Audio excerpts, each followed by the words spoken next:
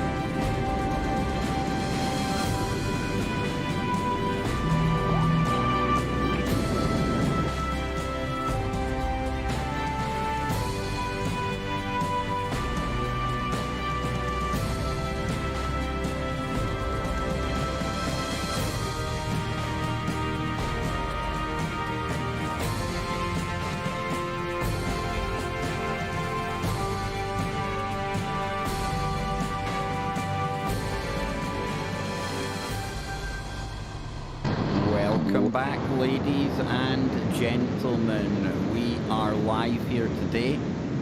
A lot of noise coming from somewhere. That's that way now. I don't know what that is. It's probably just Skype. But I am so glad to be back here this Sunday.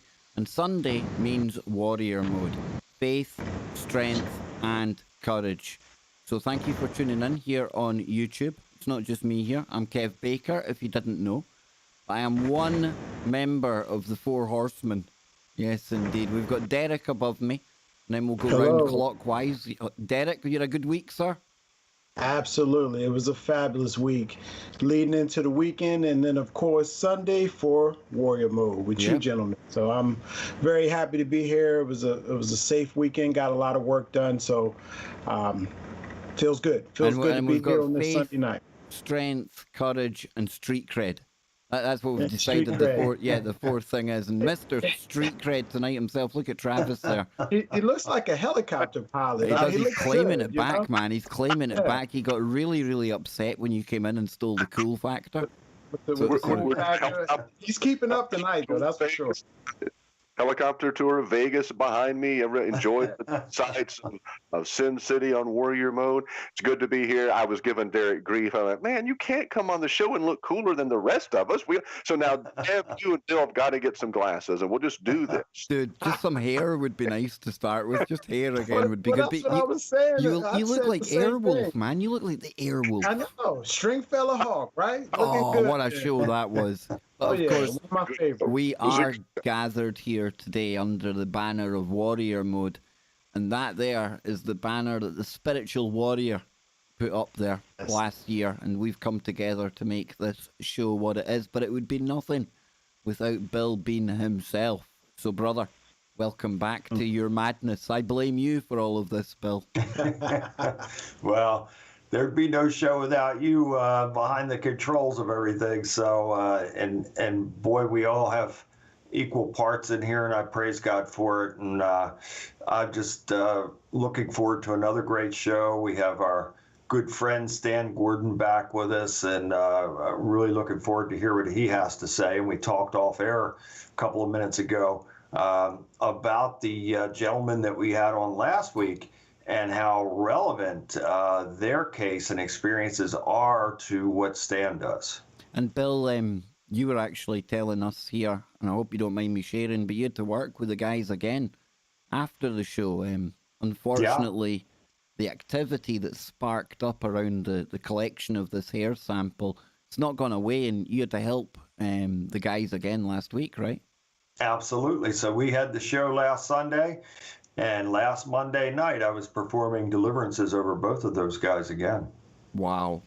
So tonight we've got Stan Gordon with us, and we're going to get Travis to introduce him in just a moment. But before we go anywhere on Warrior Mode, we kick off the show with an opening prayer, a blessing from Bill.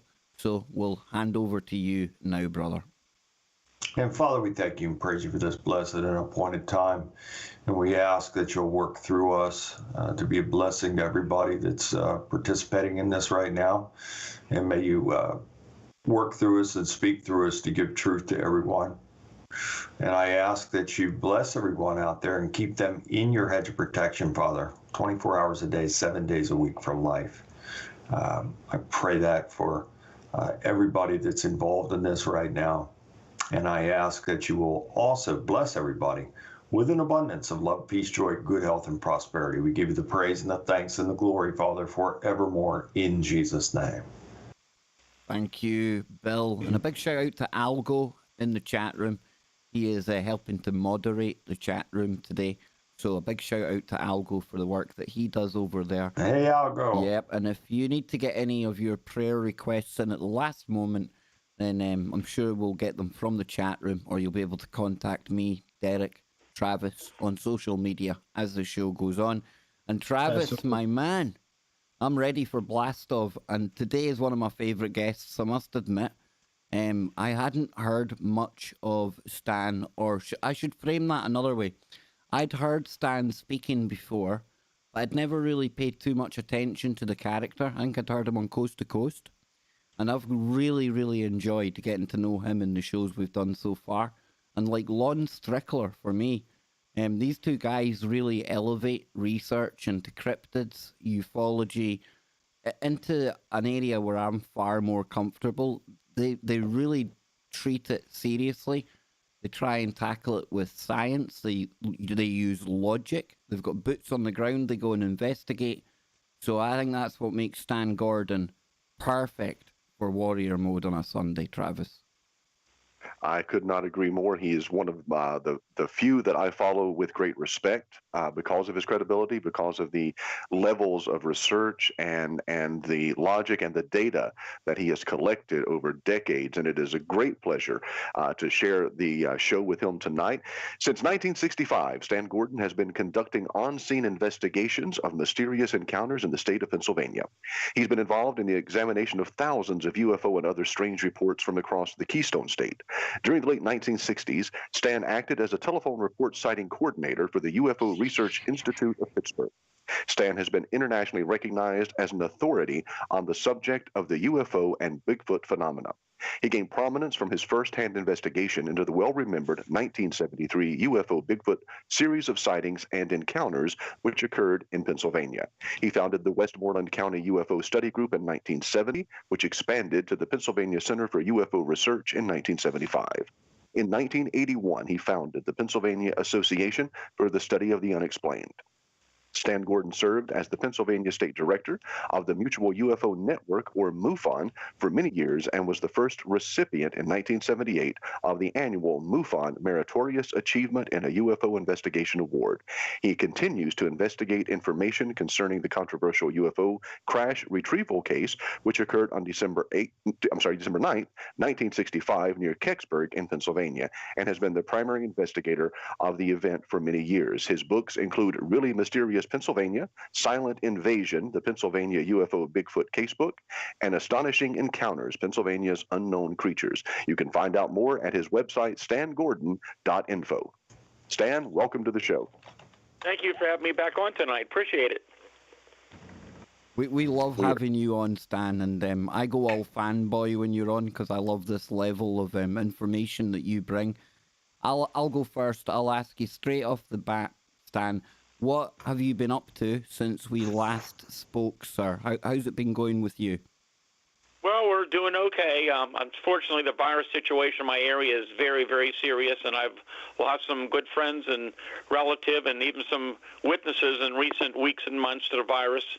And so it's been pretty rough, but, life must go on, and we're trying to keep positive around here. I'm still getting reports in. It's a little quiet right now this time of the year, which is normal with the very bad weather we have. We have another snowstorm brewing for tomorrow and with the virus situation. So things are a little quieter, but 2018 2019, as we talked, was very, very busy and active, and actually 2020 was quite active right up to almost the end of the year. So there's been a lot of ongoing activity, which there always is year after year here in Pennsylvania, and I've been busy doing a lot of similar interviews to your program, and so there's a huge public interest in these reports, and the more I know about the phenomena, the stranger it is. Yeah, that sounds about right, guys, doesn't it? Mm-hmm. Absolutely. Yep. And Stan, I'd like to kind of pick up where we left off before we started the show. We were having a very interesting conversation. I was telling you about the guests that we had on last week, Todd Smith and Trevor Essman, and you were, I'm going to pass their info along to you, and I'll get you guys connected. But you were talking along those lines, about many trained observers and military and first responders that, you have gotten reports from. Oh, yeah. Well, gee, my hotline's been open since 1969. It's still very active with reports and of course, email reports coming in. And I've had reports from people from all walks of life, from children, the men, women, from all type of backgrounds. But many of these people I interview, and I get calls from people, again, pretty regularly, that are from all walks of life again. There's educators, there's engineers, there's scientists, police officers, a lot of reports from hunters, and just people who have no reason to make up these stories. 99% of them want no publicity whatsoever. And so many of these people, especially a lot of the hunters I've dealt with over the years, who have spent years and years out in the woods and never saw anything unusual until that one time. And for so many of those people, it was a life-changing experience. And I mean, there's some people I can recall from probably 20, 30 years ago that I'm still in touch with at times. And even today, they still have trouble dealing with it because they saw something, they encountered something that's not supposed to exist, but now they know it does exist, and they still can't figure out why it happened to them. Yeah. Derek, go ahead. I know you wanted to ask a question. Yeah. How you doing, Stan? I'm Derek Stroman. It's nice to meet your acquaintance, first off. Yes, and nice meeting you too, Derek. So my question, you kind of talked about it a little bit. It's funny because I wanted to ask the question, and you had already started going into what I was going to ask you. So I'll just kind of ask the question anyway. When you're as accredited as you are to be the one to, as a source of somebody to ask and get the right answers, because there's so many people who have questions, but you want to seek out the person or people who have the answers that you're looking for. When you have police officers and law enforcement, I mean, these are people who don't typically go to someone like yourself with these kind of matters. I mean, what is that like? What is that like for you? And you have to be busy constantly because there's so many people out there. And if you have law enforcement and people in high places reaching you and looking for your services, how do you deal with such an influx of that? And then what kind of helpful information can you provide everybody to keep your stature as somebody in that, as that type of individual to come to? Well, again, I started in the field back in 1965, and I started my first group in 1970. As you mentioned, it was a Westmoreland County UFO study group. And for that time period, it was kind of an unusual group in that it was kind of unique in that the people involved, most of them were some type of specialists. We had scientists and engineers and technicians and we had police officers and all kind of specialists who were devoting their time, volunteering their time. We all had full-time jobs, but I had it set up that we would respond to cases 24 hours a day. And by 1973, we were extending to cover the whole state of Pennsylvania. And to our surprise, we began to get many referrals from not only the news media, but from state police and from other law enforcement. And we were very, very busy. And the whole purpose of the group was to try to get out there while the information was fresh.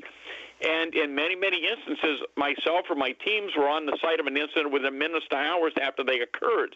So that's why we're able to document this information so well. And over the years, we investigated multitudes of cases. And then, again, as time went on and we began to interview people from all walks of life, I mean, you had credible police officers, men with a lot of experience. You had ex-military people. I've interviewed commercial and military pilots, air traffic controllers. I mean, credible people who have absolutely no reason to make up these stories. All they wanted was some answers. And a lot of the witness cases, the people came to me because, one, they couldn't understand and couldn't believe they saw what they saw. They wanted to know if anybody else had ever seen anything similar.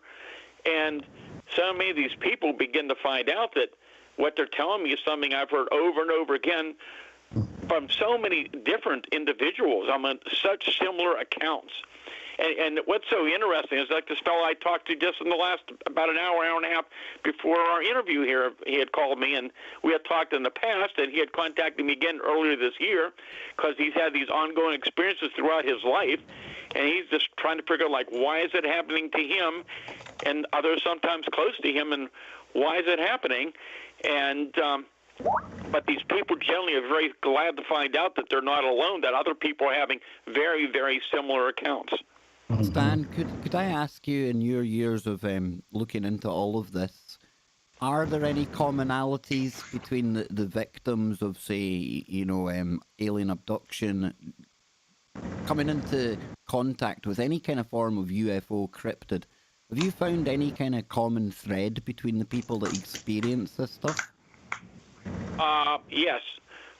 One thing I began to notice years and years ago, so you got to remember now, I'll be doing the 62 years this year. Wow. And I've never seen UFO or Bigfoot myself. I've interviewed thousands of UFO witnesses, hundreds of Bigfoot and cryptid witnesses, and people who experience many other types of phenomena. I've seen a lot of evidence out in the field, but I've never had my own personal encounter, even though I believe during that 73 outbreak when we were investigating many incidents that I probably did chase, but it was probably a Bigfoot in the dark through a cornfield in the dark, where on a farm where the thing supposedly was coming back at times, and we hadn't got back there that night because the people said it had just been there. When we returned to the scene, there were footprints in the barnyard. The animals wouldn't make a sound. The dogs wouldn't move, which is a very common characteristic with even the most very large dogs. And whatever it was bipedal. It was moving very fast in the dark, way ahead of us in the field, making this very loud, almost asthmatic, heavy breathing sound. I recorded the sounds, but whatever it was, we never could catch up to it. Wow. Oh, anyhow, to answer your question, sorry, I got sidetracked there. It's not uncommon at all for people, for example, with Bigfoot, to report a Bigfoot standing in the middle of the road as they approach or crossing in front of their vehicle. So lots of times it seems that people just happen to be at the right place at the right time. But what I began to find years ago is I began to have people begin to share little experiences with me. And, when I first started in this, I'm asking questions mainly about the incident, and I'm very careful not to lead people. I want them to tell me about the experiences, and people reluctantly begin to tell me about sometimes other strange things that happen in their lives or with their family. And then over the years, you saw it more and more. So what I found out, and I've seen more and more cases in the last few years, is that many of these people, from the time they were young children, began to have encounters with various type of paranormal events, from alleged living in haunted houses or ghostly apparitions. Some had missing time. And then as they grew older and older, they had encounters with UFOs, Bigfoot, other cryptids, other phenomena. And then in some cases later, their children and their grandchildren began to experience these things. I mean, I'm in touch with one person. I've probably been in touch with this person for probably over 50 years, 40, 50 years. And that person was a young child that had been missing, and there was a big search for this person, and they found her standing in the middle of a field. They had searched many times, and when they found her, she said, "I've been here the whole time." And throughout her life, she and sometimes other people were with her who experienced the phenomenon as well. So there's something there. and it's something that's, I think, very, very interesting and really needs looked into further. Oh, that is fascinating, Derek. Really interesting to hear that. It's almost, in some cases, it runs generationally. There's an attraction through the family. It's really weird, but I know you're wanting to jump in here, Derek, so over to you. Yeah, I did, but I want to pass this one to Travis. I'll pick up after Travis on this one. Oh, go ahead, man. I got my notes. Yeah, I know. I mean, my mind is boggled right now. I mean, I could ask this gentleman 1,000 questions, and like you, Travis, I'm lining them up in my head as well and jotting them down as well. But I guess my question is, for somebody who's covered this for so long, I mean, you're talking 60 plus years, right? I mean, I'm 46. I was born in 74. You were doing this type of research like years before I was even thought of, like years before I was thought of. So for somebody that's covered this for so long, what do you think is going on in your interpretation? I mean, on this show, we talk about, some kind of game plan, some kind of, galactic game plan we talk about a lot.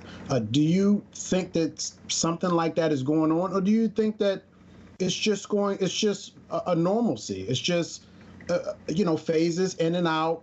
We're going to identify ourselves and then we're not. And then that's going to go on forever. But do you think there's some kind of end game with all these entities and extraterrestrials and spirits and attachments and things of that nature? Well, when I started investigating these cases back in the 60s, and I had been aware of these reports in Pennsylvania going back for years and years before that. Pennsylvania was always an active area for phenomena. I mean, going back to the Native Americans and many newspaper accounts from the 1800s across the state, there's many newspaper accounts of odd things that were going on of people reporting. But back in the day, I mean, when people talked about the unknown category of UFOs, and let me bring this forward, I'm always out there trying to find an explanation of what people experience. And many UFO sightings and even Bigfoot encounters and other anomalies reported, quite often we can determine what they saw. There is an explanation. There's many misidentification with UFOs, especially like last year with the Starlink satellites. Many people were calling in about seeing these series of lights in the sky. So there's a lot of explanations, but I've investigated multitudes of reports of not lights in the sky, but large structured objects seen close to the ground or very close, and in some cases on the ground. And in some cases over the years, we had physical trace cases. We had examined materials in labs from some of the samples we had taken. But those cases are the kind of cases that are very, very important because they're not just lights, they're large structured objects. And back in those years with these kind of reports that happened then and are still going on in recent years, and you don't hear much about them because the majority of people who have any of these experiences want no publicity. But back then, the thought was these things are extraterrestrial spacecrafts. And for years and years, I thought that's probably what we're dealing with.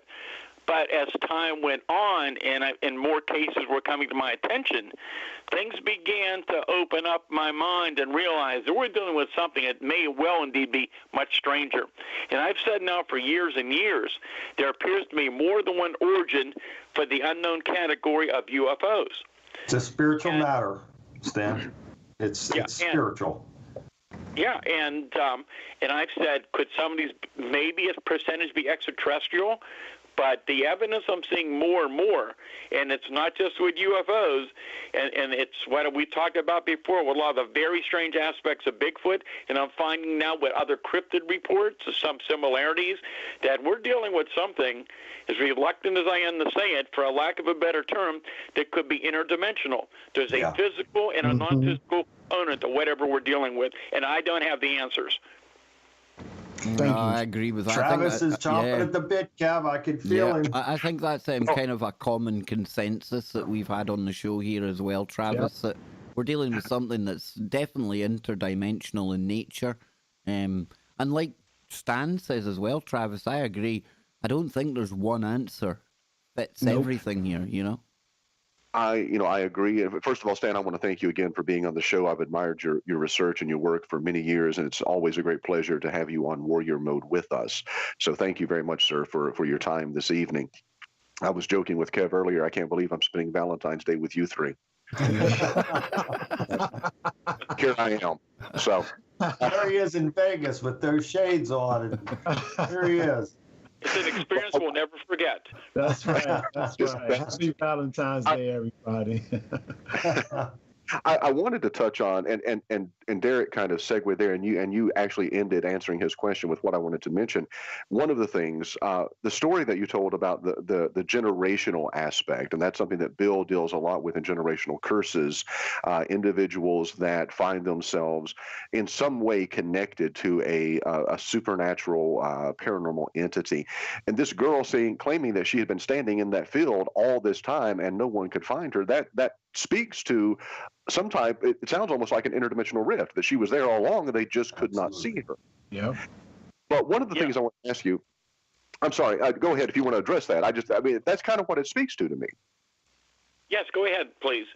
But my question was this: my research has primarily been into the Mothman sightings in Point Pleasant, and those eyewitnesses that I interviewed there, much like you, I just kind of asked open-ended questions and wanted to hear their stories. But the general consensus walking away was that not one person there had any type of positive encounter with this particular entity. So my question to you is, in all of your years of interviewing people who have had encounters with Bigfoots, and I asked this question to set it up for Bill to talk about the guests that we had last Sunday evening on Warrior Mode. Have you ever had anyone who had a positive encounter? I would say to most people it was something that in most cases they were quite shook up over it. Many people were quite frightened over it. Their lives were changed by it. In each case, you have different personalities. So in a lot of cases, people thought they never, for some hunters, for example, they never wanted to go back in the woods again. In other cases, some people became so interested they become obsessed with it to try to go out to find it, to try to get evidence to prove it was real what they saw. So each case is different, but I would say that in most cases it didn't have a major negative effect, but it wasn't a good effect. Okay. Thank you, sir. Yeah, and that's interesting, Stan, again, because Travis segued it. He set it right up for me to go into what we talked about before the show about the two gentlemen that we had on last week that both had these experiences. And what I failed to mention to you, Stan, when we were discussing this, is not only did they find the tracks and then a substantial amount of hair in a barbed wire fence, they also were seeing these orbs of light, all these light balls around everywhere in the area. And again, I've studied not enough about this, and I'm sure you'll have an even better answer, that when some of these creatures are present or are observing, you will find these balls of light as well. So can you talk a little bit more about that? Oh, yes, and one of my favorite topics to discuss. This goes back to the 1960s, what I've called mini UFOs. I started writing about them, years and years ago, but I first started hearing about them back in the 1960s. And these are very intriguing, and, so few people on TV shows or anywhere even discuss this part of the phenomena. We're all talking about these unusual objects seen in the sky, but these spheres of light, and they're generally spherical, but they're not always spherical, sometimes in other configurations, but they're generally pretty small. But what's interesting is they're close to the ground, and they come very close to people. I mean, close enough people could reach out and touch them.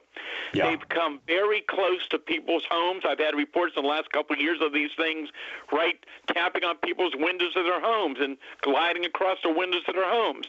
I've had reports of them pacing cars and vehicles and entering vehicles through open windows and floating around inside the vehicle and then going out through the window through the cab of the vehicle or the truck. I've had them enter people's homes and float around and go back out the window, go through the walls of the house.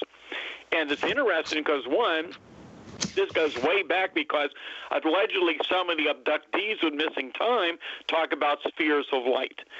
And these objects, whatever they are, they're generally only a few inches to about a foot or two in diameter when they're spherical, of course. Some are solid metallic, but in many cases, just brilliant balls of light or spheres of light of different colors. And what's very fascinating now in more recent years, not only in Pennsylvania, but throughout the country, we're hearing reports from Bigfoot researchers who are out in areas where there's a history of Bigfoot activity. They're out there looking for Bigfoot, but instead they're encountering these strange spheres of light that quite often come down low, go in the trees, come down low, and approach them very closely. And in some cases, there's other type of light phenomena being reported.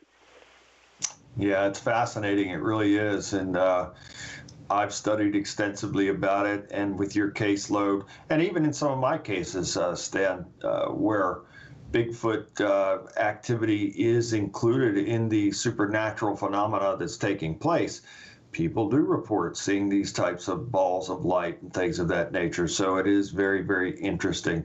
Where are we going now? Is it Kev or Derek? Who's got the next question for Stan?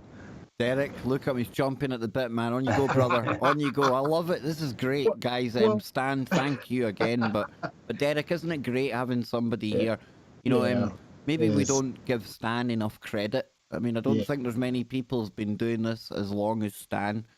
And, probably nobody. Yeah, so and that's the brilliance of this show too, Kev. And to be able to, I would have never had the opportunity to ask this gentleman these questions had it not be or have been for this show. So I appreciate you guys. I also appreciate you, Mr. Gordon, for being here to allow us to ask these questions.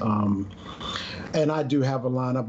I'm still writing them down. Well, what you guys were just talking about with the Bigfoot sightings and the lights and all, the many UFOs, as Mr. Gordon explains, is what was going on with Todd and Trevor. I mean, it's exactly what they were talking about. The sighting and then the lights. That was just our last show. So that really connected and brings it full circle. It brings it full circle. Thank you. Yeah. It really brought that full circle, just like that. In the next interview of somebody as accredited as Mr. Gordon is. My question, and I have a couple, but I'll start with this one, is so I was in PA today, Mr. Gordon. I was in a town called Spring Grove, PA, and I know there's probably hot zones and hot spots, and I don't know how well you know Pennsylvania, but I'm assuming that you know it pretty well. Is that a safe zone? Because we're going to be up there filming soon. We were scouting for locations to film, and I have a buddy that lives up there. And we was in some woods. I mean, it's a wooded, small town, historic nature. So is that a safe place to be, so to speak? Well, before I answer that question, I wanted to tell you a couple more things about the balls of light and UFOs. Sure. And I think we may have talked about this before, but 1973, and I'm sure we'll have time maybe to talk about it later on, that's when we began to realize that there was a lot more to Bigfoot and UFOs than we had ever imagined. But one of the incidents during that time was an incident that happened north of Pittsburgh, and there were two witnesses out in the country waiting for a friend to come by, and they see this 7, 8 foot tall, hairy Bigfoot, but with white hair. You don't hear about the white ones very often, but they do continue to be reported. And it's strange enough. Here's this huge, hairy creature running across the road towards a wooded area, but in one of its hands, it's carrying a sphere, a ball of light. And a short time later, as they're watching, this object comes across the sky and projects a beam of light down into the woods where the creature ran into. That's very interesting. Yeah, and I'll say. In more recent years, in May of 2019, outside of Pittsburgh, or even in the last year, we're getting reports from other people in that area reporting cries and screams and big trees being knocked down for unknown reason. Early morning hours, this fella happened to look out his window, and he sees this small Bigfoot, and we've had reports of small ones too, about 4 to 5 feet tall. It's covered with dark hair, long hair in the head and the back area. It's walking upright on two legs. The arms are very long, almost down to the knees, and they're swinging as the thing's moving, and he can see it very well because the whole yard has outdoor lighting, is illuminated. And he watches this thing move it's about 75 feet away and enters a particular area of the woods. Within 3 seconds, after the creature went into that area, at the same exact spot, a bright sphere of light, about 3 to 4 inches in diameter, suddenly appeared. He said it was similar to like looking into the front of a flashlight. It was about 4 feet off the ground, and that light moved a short distance and vanished. About 4 to 5 seconds later, the light reappeared about 10 feet away, and here was a small sphere that emitted a bright beam of light about 10 to 12 feet long, and it vanished and disappeared, and that was it. Amazing. Wow. You know, Travis, I know you've got a question here, but one of the things that I talk about a lot is the mist. It's like a fog as well that people experience, and missing time, things in the woods. Yeah. But something else that goes hand in hand with that is like reports of little flashing lights. I've often explained it as a way as almost like maybe piezoelectricity, some kind of byproduct of what happens when portals open. But now Discharges, now that I'm hearing this, you know, I'm starting to think there might be a whole nother thing going on. And I've talked about little people on the show, from ancient cultures, and then you get into things like the fae and the fairies. And when you're dealing, the wee little ones. yeah, when you're in the woods and things like that, this sounds almost like that kind of spirit as well could be something that's very real and people are experiencing. Well, it does, and what I was going to do is ask Stan, kind of take him out of Pennsylvania for a second, and does this offer a potential explanation for the Brown Mountain lights of North Carolina, with the lights being seen there, accompanied by the Bigfoot sightings? Okay, and first of all, I want to answer the last question I never got to, because he asked about Spring Grove. I believe that's in York County down in eastern PA. Is that correct? Yeah, yes, sir. Jefferson Road, it was the street that I was on, and the neighboring town, can't think of it right now, but yeah, that is the area for sure. It's about an hour up 83 where we live at, well, where I live at in Maryland. So it's not very far into PA. Okay, and were you going there to investigate an incident, or is there a history of incidents in that area? No, sir. I was just there to scout the area. Actually, a friend of mine lives there on Jefferson Street, and we were just visiting his home. He was, giving us a tour of the area where it would be good for us to film the scene that is in the script that has been written already. And it's just a real small town. I mean, it's lots of open space. It was beautiful because, it's snow covered now, plenty of woods, lots of back roads. And since we're having this conversation, I thought it'd be a perfect opportunity to ask you if there's any kind of activity happening in that region. He's want to make sure there's no ooga boogas lurking up there, Stan. He's wanting to know he's all right. He's making a documentary, Stan. So yeah, like Kev said, he wants to make sure the coast is clear before venturing in there. If something happens, at least I'll be able to explain. Hey, look, this is where I'm calling myself, a hot zone of activity, spiritual activity. So. Stan, any info on that area? Okay, yes. Well, again, Bigfoot sightings, UFOs, other cryptids, they happen all over Pennsylvania.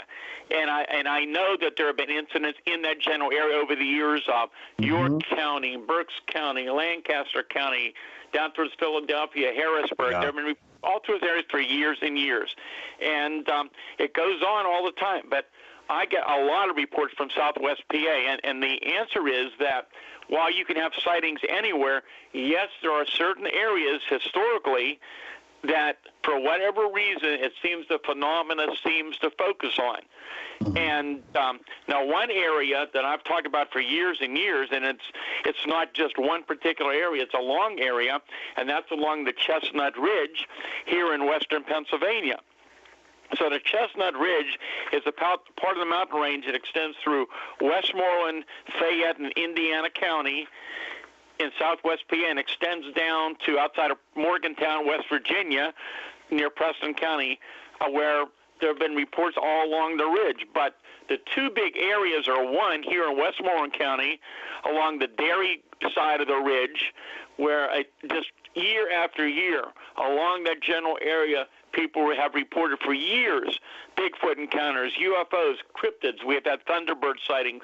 We had 3 Black Panther sightings in the last year, which remind me we'll talk about, including one in Derry Township. They were all in daylight at close range. Other phenomena has gone on for years and years. So, and then the other areas on the other side of the ridge up in Fayette County, where there's been a huge amount of activity, and some of the weirdest cases with UFOs and Bigfoot seen together at the same time and place occurred up in Fayette County. But we've all heard about the Skinwalker Ranch. But what I wrote about that happened in the 70s years ago was very similar to the phenomenon on the Skinwalker Ranch, and there are places throughout the country, many which are not known, and there are locations here in Pennsylvania, and I know one has been ongoing now for several years on a property in Fayette County, where there's been a long history of paranormal phenomena. Now you got the small spheres of light. You have Bigfoot sightings, UFOs, screams in the house, footprints. It goes on and on and on. So for whatever reason, sometimes this phenomena seems to focus on these areas, and that activity can go on for days, weeks, months, or years. Wow, thank you. Wow. And I gave Travis a thumbs up there because he sent a message in. He's absolutely right. And Travis, I'll let you take it and go ahead and talk with Stan about those Black Panthers. Well, no, I just, when he mentioned that, it checked off something in my memory from last week that they had mentioned that not only had they had the Bigfoot encounter, but they had sightings of a Black Panther there. We get that a lot in Scotland as well. That's one of our more famous. If you take Nessie out of the picture, Travis, large cats, they're probably more reported than anything else, you know? It's amazing. Yep. Absolutely amazing. And the Black Panther phenomenon is something I've been looking into for years and years. I mentioned in my 2 of my books, and I'm actually been working on another one, which is going to have some amazing, bizarre cryptid encounters. But anyhow, I found some very intriguing association with Bigfoot and Panthers, and one case in particular that I don't know if we've ever shared with you. It's an incident happened again up in Fayette County, not far from the ridge. And this is a case, again, that suggests the possibility we're dealing with something much stranger than just basically an out-of-place animal, because, of course, when you think of Black Panthers, people will tell you, well, that's what I saw in the zoo, but they're supposed to be from Asia or Africa. Black jaguar, black leopard, nothing common in this part of the country, but people year after year have been seeing them. But here was a case that happened back in '83. No, I'm wrong. Back in, it was February of '83. This was up in Fayette County, and this man was coming home. I think it was a friend's house, was coming home about 1 o'clock in the morning, and his car was overheating. So he pulled into the driveway, and he went to the garage to get some antifreeze. He opened up the hood, and as he's putting antifreeze in, he hears this growl. And he turns around and he looks, and I think it was about 20 feet away or so, there's a very large black tomcat. And, well, he didn't think too much of it. He went back to putting more antifreeze in. And I think he said it was about a few seconds later, he hears a second growl, which is much louder, and he turns around, and that house cat was now physically had grown to about twice its size. And boy, Stan, that absolutely what you're saying just leads me into, and I know Travis was going to go there as well. When you mentioned Skinwalker and all this kind of stuff, are these black cats, is it possible that they are shapeshifters? And, well, here's the rest of the story. So anyhow, after he sees this, he throws the empty antifreeze can at the animal, which he hit, and he said it growled fiercely at him, and it took 2 or 3 steps backward, then growled and started moving up the illuminated road. He ran inside and grabbed his pistol, took one shot at it. He wasn't sure if he hit it, but he said at that point it had physically grown to the size of what you would describe as a black panther like you see in the zoo, and it had luminous glowing yellow eyes, and he said it swished its tail around, and it suddenly in front of him suddenly vanished and disappeared into thin air. Wow. I'll bet he never forgot that. He probably had nightmares about that experience for a while. Well, what can I say? Those are the kind of things that I hear. And in other cases, for example, back in, so my memory is 1979, on the border of Westmoreland and Armstrong County in western Pennsylvania here, near Apollo, PA, and this actually was covered back then in the newspaper, on the news as time went on. This incident began with a daylight UFO falling from the sky into a wooded area, and soon after, the people down there started seeing Bigfoot, reporting cries in the house, seeing footprints, other phenomena, and there was an outbreak at the same time of black panthers being seen in the area. And that went on for at least a couple of years. Wow. And so sometimes when you have these localized outbreaks, you have other kind of strange cryptids, other creatures show up that aren't supposed to be around. So, and, Kev, I'm sorry, Stan, go ahead. No, go ahead. That's fine. No, I was going to bring Kev into this because I know what he's going to say, and he's right. I guarantee he's going to talk the shapeshifter stuff. But yeah, I want to hear the rest of what you had to say. Yeah, well, the shapeshifter thing for me, I mean, in my years in depth looking into the Loch Ness Monster, I mean, I've got enough personal stories from growing up there. I see enough reports from people who have seen something up there to know that it's not just a monster per se. And there's various entities that are spotted in and around the loch, and no two descriptions of the Loch Ness Monster is the same. And the one way you can explain that away is when you start to look into the Kelpie, the Scottish Kelpies, and they're meant to be shape-shifting spirits that hang around bodies of water. I think that there's definitely an aspect to the whole shape-shifting thing, and it was interesting to hear Stan there talking about how all of this activity in one instance was kicked off by a UFO coming down. You know, it kicked off a series of events. So I think that's really interesting as well. And I know Derek had the number one up here to jump in my question. It's funny because I'm starting to think Mr. Gordon is a psychic as well, because he answers my questions before I can get to him. And I was going to ask about these Black Panthers. For somebody lacking in knowledge like I am, I would have thought that Black Panthers would be out in the wilderness. You know, I didn't know, but all these sightings, I put two and two together, but then you explained it. I wrote it down as a question, but you, in talking about it, you explained where they're supposed to come from. Yeah, you can find them in zoos, but they're not supposed to be in certain regions of the United States.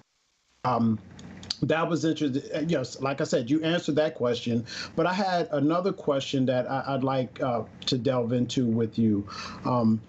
Do you think, because with so many sightings all over the world, but then Pennsylvania being such a active area for a lot of these sightings, you name it, top to bottom, the Bigfoot on down to a lot of these lights and UFOs.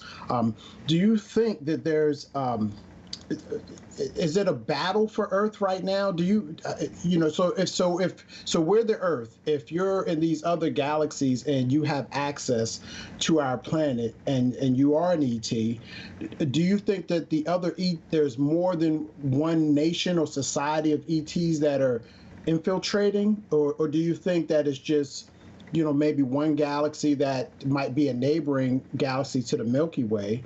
Our galaxy that is infiltrating, or do you think that they're coming from everywhere and that's why it's so world spread? Well, it's a very complicated question. And once again, and I'm sure I'll say this many times, I do not have the answers. I don't think anyone has the answer, including the government. I think they're more aware of both UFOs and Bigfoot and maybe other phenomena than the public knows about. I don't think they have the answers either. I think they're probably finding the same thing I've been finding for years, that we're dealing with something that's right now far beyond our present scientific understanding. But yes, I'm not coming to the conclusion that these are extraterrestrial, but again, for a lack of a better term, term, maybe interdimensional. Yeah. That these things come and go in and out from another reality, another dimension under certain conditions. Correct. One of the things that I found years and years ago was that one of the patterns was that many low-level, close-range UFO encounters occur in the vicinity of high-energy sources. But not only UFO sightings, many encounters with Bigfoot and other cryptids also occur in the vicinity of high-energy sources, such as high-tension power lines and power plants, gas wells, gas lines, radio communication towers, railroad tracks, goes on and on and on. I have no doubt there's an energy connection to the phenomena. And once again, we've had these amazing cases. Some we can talk about again if you like, such as the famous case that occurred on October 25th, 1973, once again up in Fayette County, PA, where you had a multiple witness landing of a huge UFO, about 100 feet in diameter. I got a call from the state trooper who had just investigated the incident and asked me to get my team up there right away that evening, which we did. It was already late at night, and we got our equipment together. We found our way up there to investigate the incident. Turned into probably one of the strangest cases ever in history and record. And so you had this multiple witness UFO landing, and at the same time, there's two Bigfoot creatures standing in the field at the same time. And then a lot of other strange things occurred during the night as this was going on, and it's an amazing, amazing story. But what I'm always trying to stress is I'm not trying to suggest that Bigfoot came out of the UFO or as a passenger in a UFO or a pilot from a UFO from another planet. We don't know for sure what the UFO phenomenon is. And once again, in a lot of UFO cases, even in recent years, even in daylight reports we get, these objects, whatever they are, they suddenly appear and disappear. They sometimes look physically solid. Sometimes they're only partially solid. Sometimes they physically change form. And like a case we had a couple years ago in daylight of this very large cigar-shaped object. As the witness is watching this thing hovering, it starts at one end and begins to fade away and disappear until it was gone. Mm-hmm. So we're dealing with something, again, not just with UFOs, but also with Bigfoot, the same thing. We have cases of Bigfoot that may quite often look physically solid, but in other cases, you can't see the whole body. Parts you can see through some of the body. Sometimes it's out of focus. Sometimes it's misty or foggy. Sometimes they appear to float rather than walk. And of course, one of the things we began to notice back in the 70s and still going on in recent years, and this is all over the country, even in fresh snow, we trailed footprints, large footprints with a large straw between them that suddenly stopped, vanished, and disappeared, which made absolutely no sense. And under the conditions we found it could not have been fabricated. Wow. And Stan, think about, when you started in with the one story there, it always reminds me, and it may be the same story, that the it's two our big favorite story, Bill. It's our favorite one. Yeah, and they're coming up, and then the guy unloads his 30-06 and no effect. Well, I think when I'd love for Stan to talk with Trevor. And what was the name? Trevor and who? Sorry again. Todd. Yeah, sorry, but I think that's a story and an experience that, for me, ranks alongside Stan's story that he's telling there. And for anyone who might be new listening to the show, you can go back and you can find when Stan's been on Warrior Mode the last time. And he really gives a detailed account of, like Stan says, this has to be one of the more significant, strange sightings that there's ever been, So I'm really keen to hear what Stan has to think, or what he thinks about Todd and Trevor's story when he hears it. But Derek, back to you, brother. And if you gentlemen don't mind, I'm going to go and refill my coffee cup because I'm engrossed in this. I need more coffee.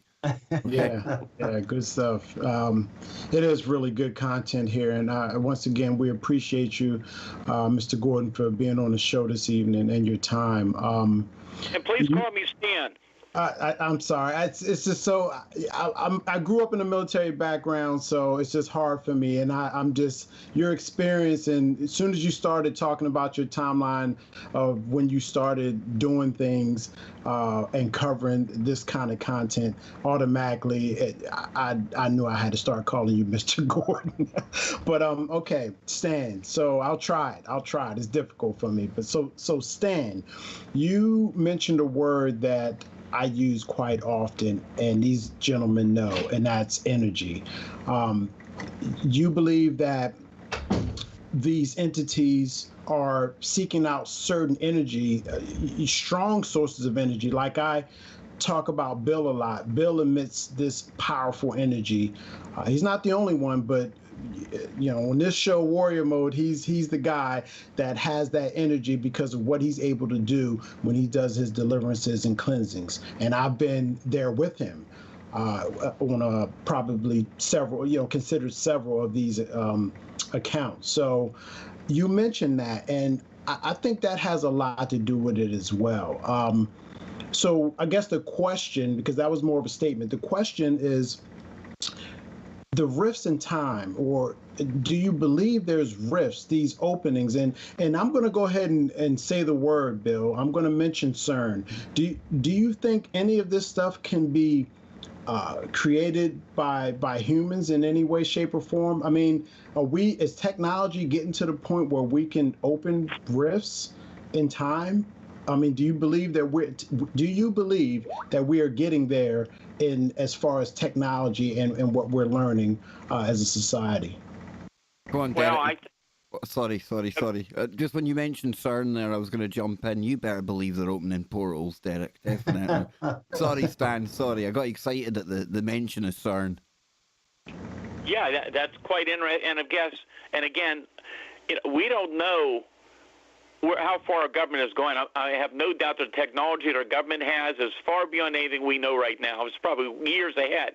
But so much of what we're dealing with is so strange and unusual. I mean, it's not just what I've heard from my own investigation, but what I've heard from other researchers, people like Nick Redfern and numerous other investigators have very similar cases to mine. They've investigated in the UK and in the United States. And, I mean, there have been bizarre cases of these spheres of light that physically change into some type of cryptid. And, I mean, it's so bizarre and so unusual. I mean, I feel that it's possible that the energy connection has something to do with the ability of these various type of phenomena to occur for them to come into our reality and take on physical form, because they're here for a short time and they're gone. They come and they go. I've had numerous cases of people describing this type of thing.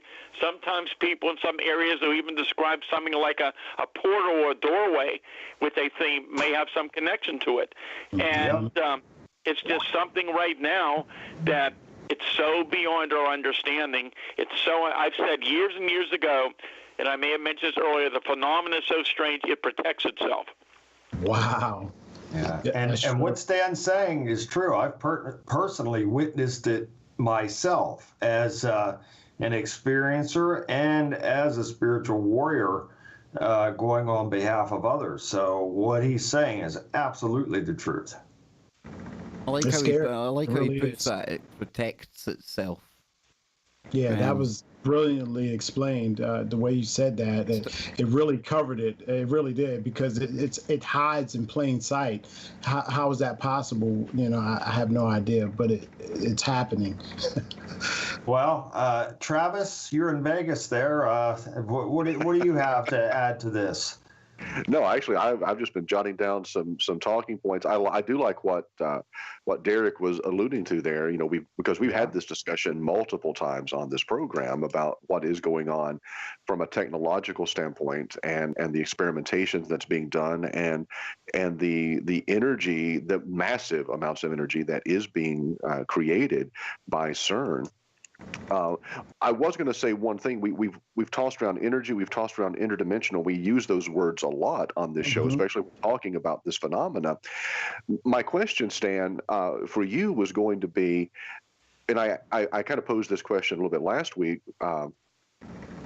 if you're dealing with an interdimensional being that sometimes is solid, sometimes doesn't appear to be solid, but yet there are, for example, the gentleman last weekend were able to retrieve skin and hair. So are we also looking at the possibility that some of these things are interdimensional, some of them are cryptid zoological, some of them are physical flesh and blood things that have yet to be discovered? Or again, I know you say you don't have any answers. I'm just kind of, tossing that out there. Are we looking at multiple possibilities? Oh, there is. And again, we don't understand it. We don't know. It appears as though when these things come into our reality, at times they're physically solid.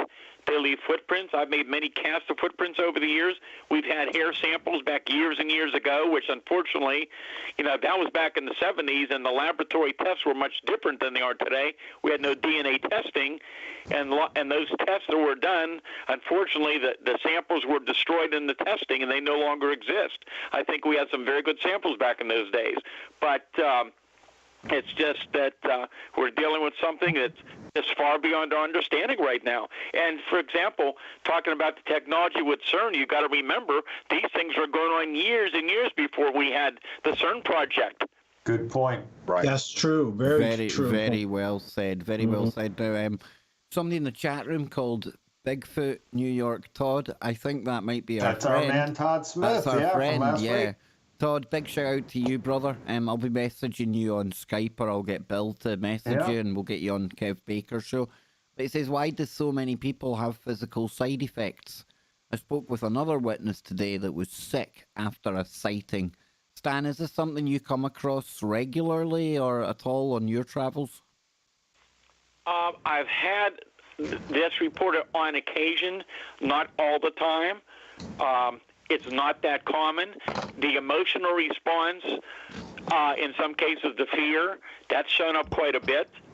I can tell you, again, having never seen a UFO or a Bigfoot personally, but being close, I think, to a Bigfoot, and I recall, I think it was back in the 1980s, that one of my associate researchers and I went up to interview some people, because there had always been a lot of history up in Indiana County, especially during the 70s and since that time, and we went up to interview people, and we were out in the wooded area, and that evening I began to feel this overpowering feeling that I needed to leave that area.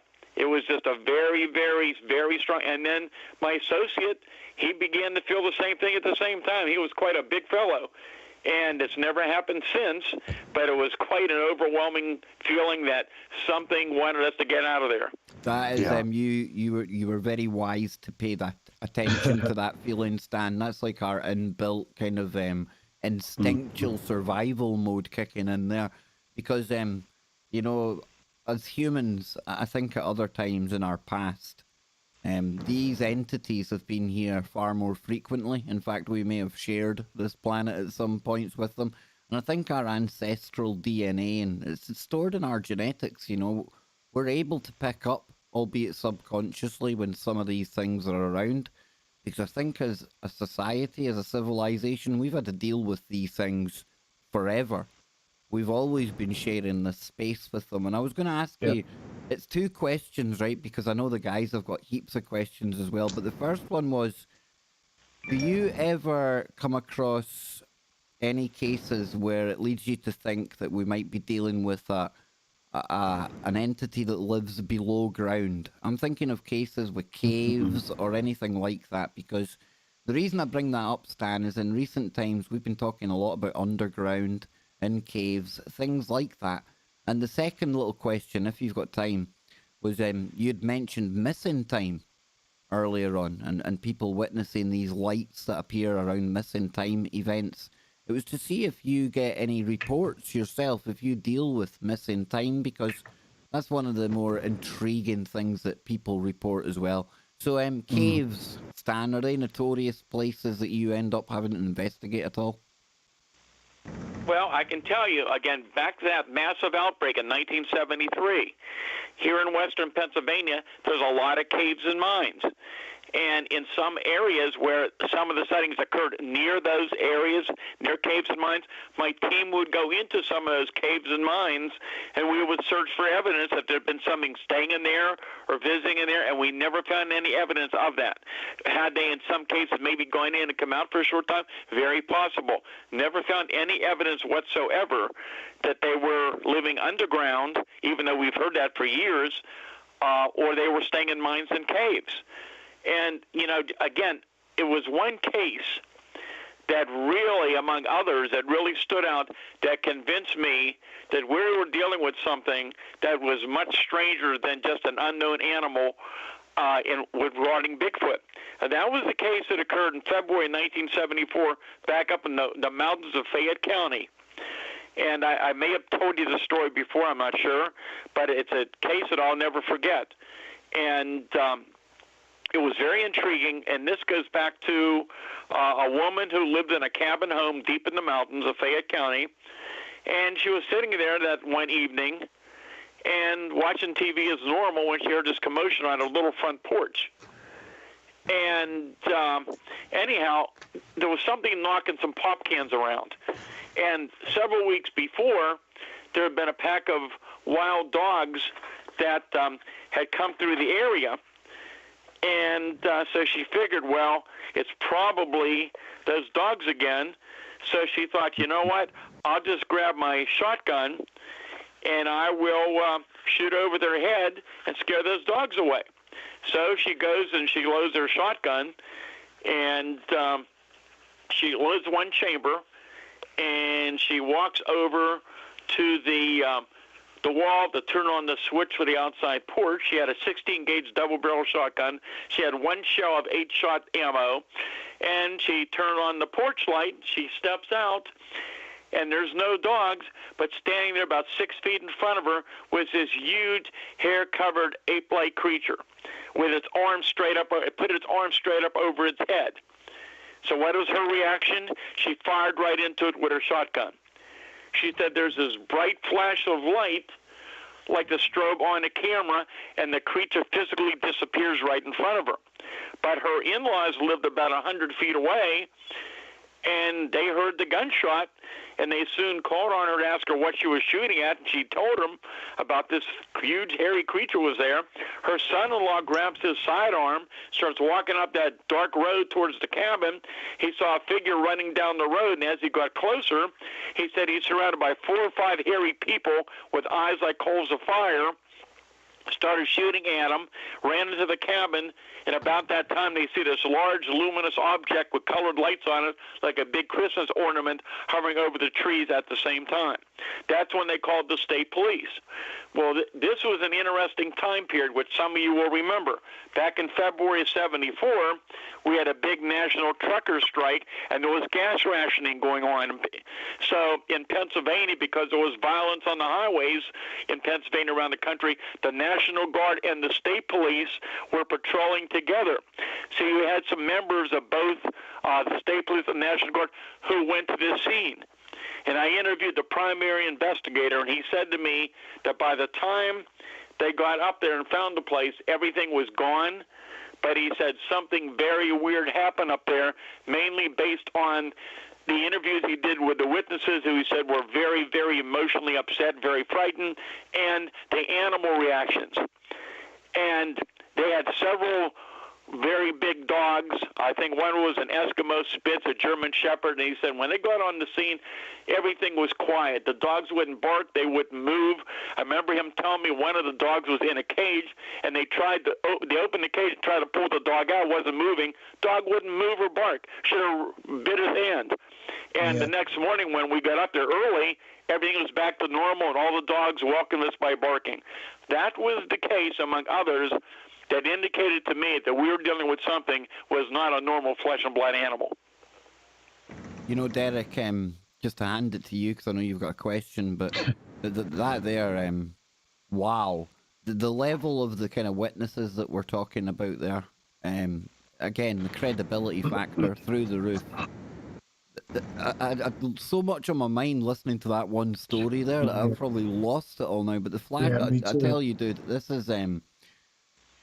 Very, very high strangeness indeed. And it's spiritual again. And Derek, I'll let you go ahead and ask your question. But boy, oh boy, when you're talking about flashes of lights and being able to disappear and all that kind of stuff, that's spiritual. So Derek, go ahead. I remember what it was now, Derek. Yeah, that the dog's not coming out the cage.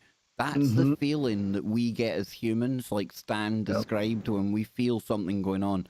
Those dogs, they're like antennas to this energy. Yeah. So Derek, over to you, brother. Well, no, I mean, just to piggyback off of you, they're extrasensory perception. The dogs, I mean, they're picking up on things that, you know, we don't hear, we don't see, you know. Exactly. Just like other creatures, natural creatures on this planet are able to do that we can't do, you know, so as human beings. So, yeah, that's interesting. But all the stories that I've heard thus far, I'm talking about dating back to earlier shows, Bill, Kev, I'm seeing more of a reaction from people out of fear versus true attacks by what's, you know, we're alleging is possibly being the Bigfoot creature. So my question to you, Stan, is out of all your years of coverage of Bigfoot, I mean, how many total deaths or true, I don't know, interactions where there's been maulings of human beings? I mean, how often are people being attacked? I'm not talking about cattle, and I hear they decimate cattle and all, but what about human beings? How often are humans being attacked? In the cases of the hundreds of cases I worked on, almost none. In fact, I would say none that I can recall. What people are telling me is they're aggressive to the point. First of all, one, I noticed long ago they're very interested in human activity. And even in daylight, sometimes they'll approach pretty close to people until they're seen, then they move off into the woods. I've had many people, unfortunately, who shot at them with all kind of weapons. Nobody ever brought one down or found a body. And what people have told me very commonly is that on occasion they'll throw large rocks or even small boulders towards people or large tree branches to scare them away. But as many people said to me, if these things really wanted to hurt them, they could easily outran them, easily have hurt them, but that didn't appear to be what they wanted to do.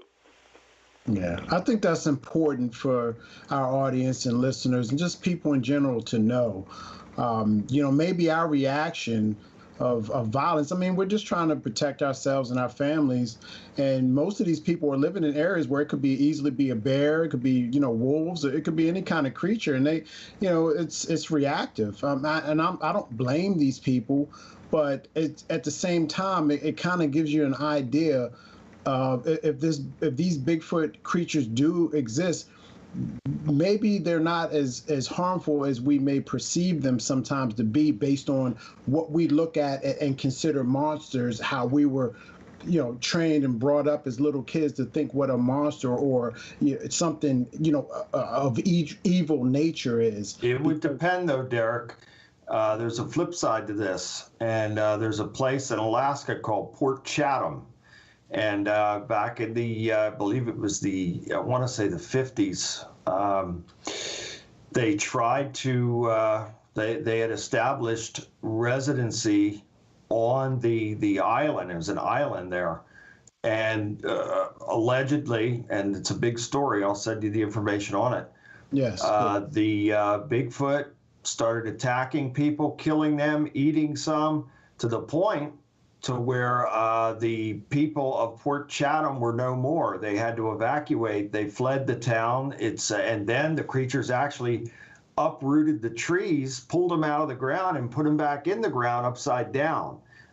So that was an extreme, which is rare, but I do believe, and we'll ask Stan this, that there are some areas on the earth, and perhaps the more remote the area, the more violent and vicious and murderous these creatures are. Stan, would you concur with that? Have you heard any reports like that in some other places? I've heard a few stories over the years, but again, one thing I found a long time ago, and I'm not saying they didn't occur. I'm not that familiar with them. I've heard those reports, but I've seen many times that there were cases that I heard about, and allegedly where there were bodies of Bigfoot, things like that. And when we followed up, we found out that stories have been changed many, many times over the years, and there wasn't a lot of truth to them. Mm-hmm. So I'm always trying to look in a case that I personally investigated that I can say, yeah, I believe this really happened. And but I always question it, and I'm always careful with some of these other reports that are second and third hand, happened years and years ago. Right. But anything, it's possible. Who am I to say it isn't? Absolutely. Well, man, the guys, they all have questions here. And so go ahead, Travis. You've been very silent here, so I know you're chomping at the bit. Hey, you learn more by keeping your mouth shut than by asking questions. Well said, brother. Yeah, I'm in lurk mode myself. I'm taking notes on my second page already, Travis. He's already sent me information on Port Chatham. Kev's already he's on it. Kev is on it. Stan, I was going to ask a question. I know you've been doing this research, as you said, since the early 60s. And we've talked about the dangers that are associated with some of this type of research. We talked about that last Sunday night. I talked about some of my negative experiences when I was researching Mothman and Point Pleasant and things like that. If you find people that are interested in wanting to start researching Bigfoot and UFO and cryptids and the paranormal, as a seasoned expert and professional, what advice would you give them about protecting themselves as they launch into research and investigation on these topics? Well, I think it's important that you are having contact and working in conjunction with people who are trained experts in these different areas. You want to get people who are in the science field and all different fields. So you have people that you can go to for expertise and to learn more about what you're dealing with. Nobody can know everything, and that's why I had experts from physics to chemistry to geology to forensic stuff to radiology. I mean, we had all kind of experts because we didn't know what we were dealing with, and we were all trying to figure out what was going on. I can tell you, Dr. Hynek would have called it the invisible college, because the majority of people I had in my research groups, because of their positions, did it anonymously. And then over the years, some of them went public. And unfortunately, many of these fellows have passed away now, and I'm still in touch with some of them. And so you've got to try to find out about what you're dealing with in regards to all these phenomena, and you need to have good expert other associates who are open-minded and willing to go out there and try to find out what you're dealing with and keep an open mind. Because my mind has changed dramatically over what I found over the years. I thought at first we're dealing with one subject, and over the course of my investigations, that may well be that we're dealing with something that's completely different. And now I think we're dealing with something that is so much more interesting and so much more unusual, and yet so far away from our present technology and our understanding to figure out what it is. Derek, could I just piggyback something real quickly? I was going to ask you, Stan, I mean, you're going to be the best person to ask here. With 62 years of experience, I speak to a lot of scientists for the show, and they leave me very encouraged. I'm very optimistic because they're very open-minded, actually, when you sit them down and talk to them. They like getting into the kind of subjects that we're talking about here. And I was going to ask you, over the years, have you noticed that people from academia, the science world, they've changed how they look at these kind of topics as well? Because I would imagine when you first started out, there'd have been people probably would have been daring to say you were looking into some kind of pseudoscience. But I find in recent times the science community is a very much more open-minded place. But what's your experience with that? And then, Derek, thank you for letting me throw that in there. Oh, you're good, brother. Thank you. Well, I can tell you this. When I started my research groups, a lot of the scientific people that I got involved in my group, they were skeptical. A lot of these people really didn't believe in the phenomena. They wanted to get involved to study what was going on to make up their own mind. And I can tell you, some of these people had people from, again, all walks of life, all type of backgrounds that got involved, and some of these people spent years in the field with me. And many of them who went in being quite skeptical, as they began to interview the witnesses, they saw the physical evidence, they saw the animal reactions, they began to see the patterns, they began to realize, yes, something is going on. We just don't understand what it was. And I can tell you, in more recent years, I'm seeing more and more people from the scientific community, and I used to give, well, I wasn't to the virus situation, I was giving numerous lectures in many different areas in Pennsylvania and around the country, and some of these groups were more scientific groups and audiences. And in the last few years, one of the lectures I was giving was called Strange Aspects of Elusive Bigfoot, which got into a lot of things that we haven't got into tonight that highly suggest that Bigfoot is much stranger than an unknown animal. And I get into the interdimensional theory, and I am just amazed at the reaction I'm getting from the public. And some of these people come up afterwards and said that they were so skeptical, but what I brought up was the only thing that makes any sense. And I think more and more of these people in different fields that I talk to are becoming more and more open-minded that there's something going on. We just don't understand what it might be. And Stan, since we're going along those lines of the the high strangeness and the ways, so to speak, tell us more about the Native American aspects that some of these Bigfoot creatures seem to be aligned with. Whether it is building those types of teepee-looking structures, or even some of the dialect that witnesses have heard. It sounded Native American, like a Native American type of tongue. Can you elaborate on that a little more? Well, again, over the years, I've met different people from Native American backgrounds, and they all talked about the stories they heard from ancestors in different parts of the state. But there's one case I can think of is really interesting, and this is from another researcher. His name was Rick Fisher. He lives down around Lancaster, PA. For a period of time, he had a very interesting anomalies museum down there in Columbia, PA. And in February of 2002, very early morning hours, Rick was driving on Route 23, and this was toward the little town of Marietta, PA. And as he's riding down the dark road, ahead of him, he has his headlights on. In the middle of the road ahead of him, he sees what looks like a small child that's playing in the middle of the road, and he's wondering, why is a child by itself playing in the middle of a highway by itself? As he gets closer, he gets about 20, 25 feet away and realizes this is not a child at all, but it's actually like a small Bigfoot, about 4 to 5 feet tall, very thin, and covered with thin black hair. He says, like a skinny Bigfoot. And he said apparently the creature didn't realize he was there till he put his high beams on, and it turned around, looked directly into his eyes with glowing, bright yellow glowing eyes. And he said it turned, and suddenly it just vanished and disappeared right in front of him.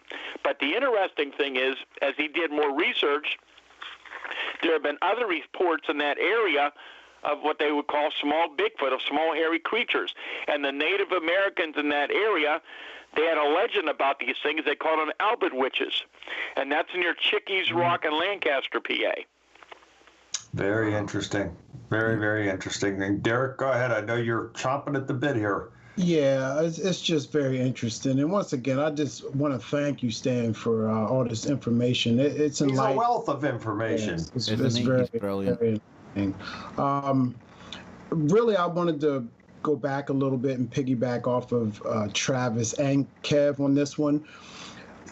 My question to you, and it's two-part, please, and then I'll back off. I know it's getting late. Do you think, Stan, that there's actually starting to become a trade for this kind of work? And again, it's piggybacking off of those gentlemen, because the acceptance of what we're talking about is becoming a lot more open. I think we can all agree to that. Even though there's a lot of people in denial still, that's fine.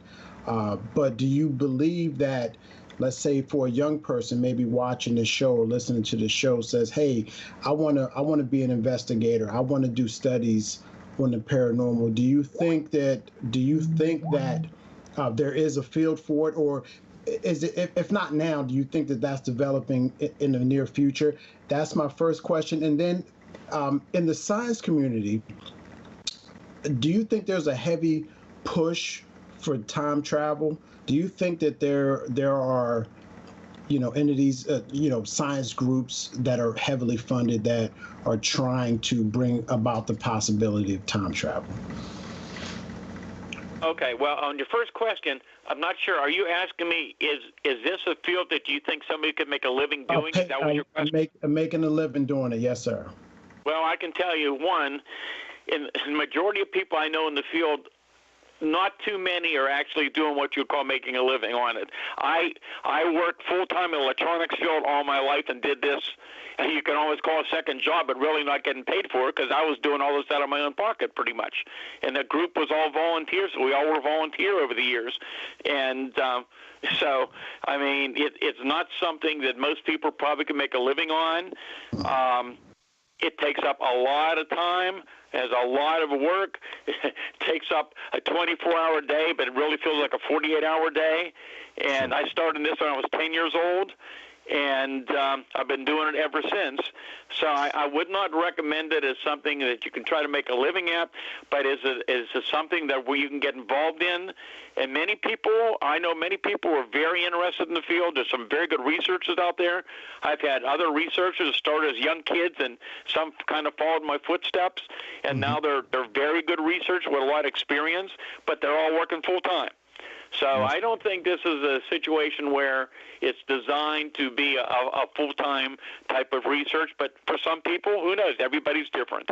And the other one was about time travel. Well, Yes, of course, we hear about a lot of things going on in the government and other private industry, and I think that, from what we're hearing, there probably is some pretty interesting research being done on time travel.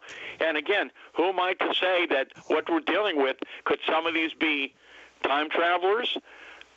Again, there's so much we just do not know or understand. And I think someday we're going to have the technology to detect and monitor a lot of this phenomenon we're dealing with. But right now, I think a lot of what we're dealing with is just well beyond what we know and understand. Thank you, sir. Stan, Todd, our friend that had the experience with the Bigfoot, he's asked you, who would you trust to send Bigfoot samples to? Hypothetically speaking, if someone found some hair and flesh, not saying some, that I have any fecal matter too, right, Kev? Yeah, there's that as well. But what would be, what steps would you take, Stan, if you had a sample like this? Well, back over the years, I had very good contacts at that time period, but unfortunately, a lot of those places, a lot of those people are no longer with us. And privately, I could talk to some of my other resources. There are some people out there that might be in a position to still do analysis, but that's something I'd have to look into. Thank you for answering that. And Todd, I hope that helps. And then, like I say, Todd, I'll drop you a message on Skype at some point this week, and we'll get you on the next couple of weeks on KBS. And we'll get Todd and Stan connected as well. Yeah, definitely.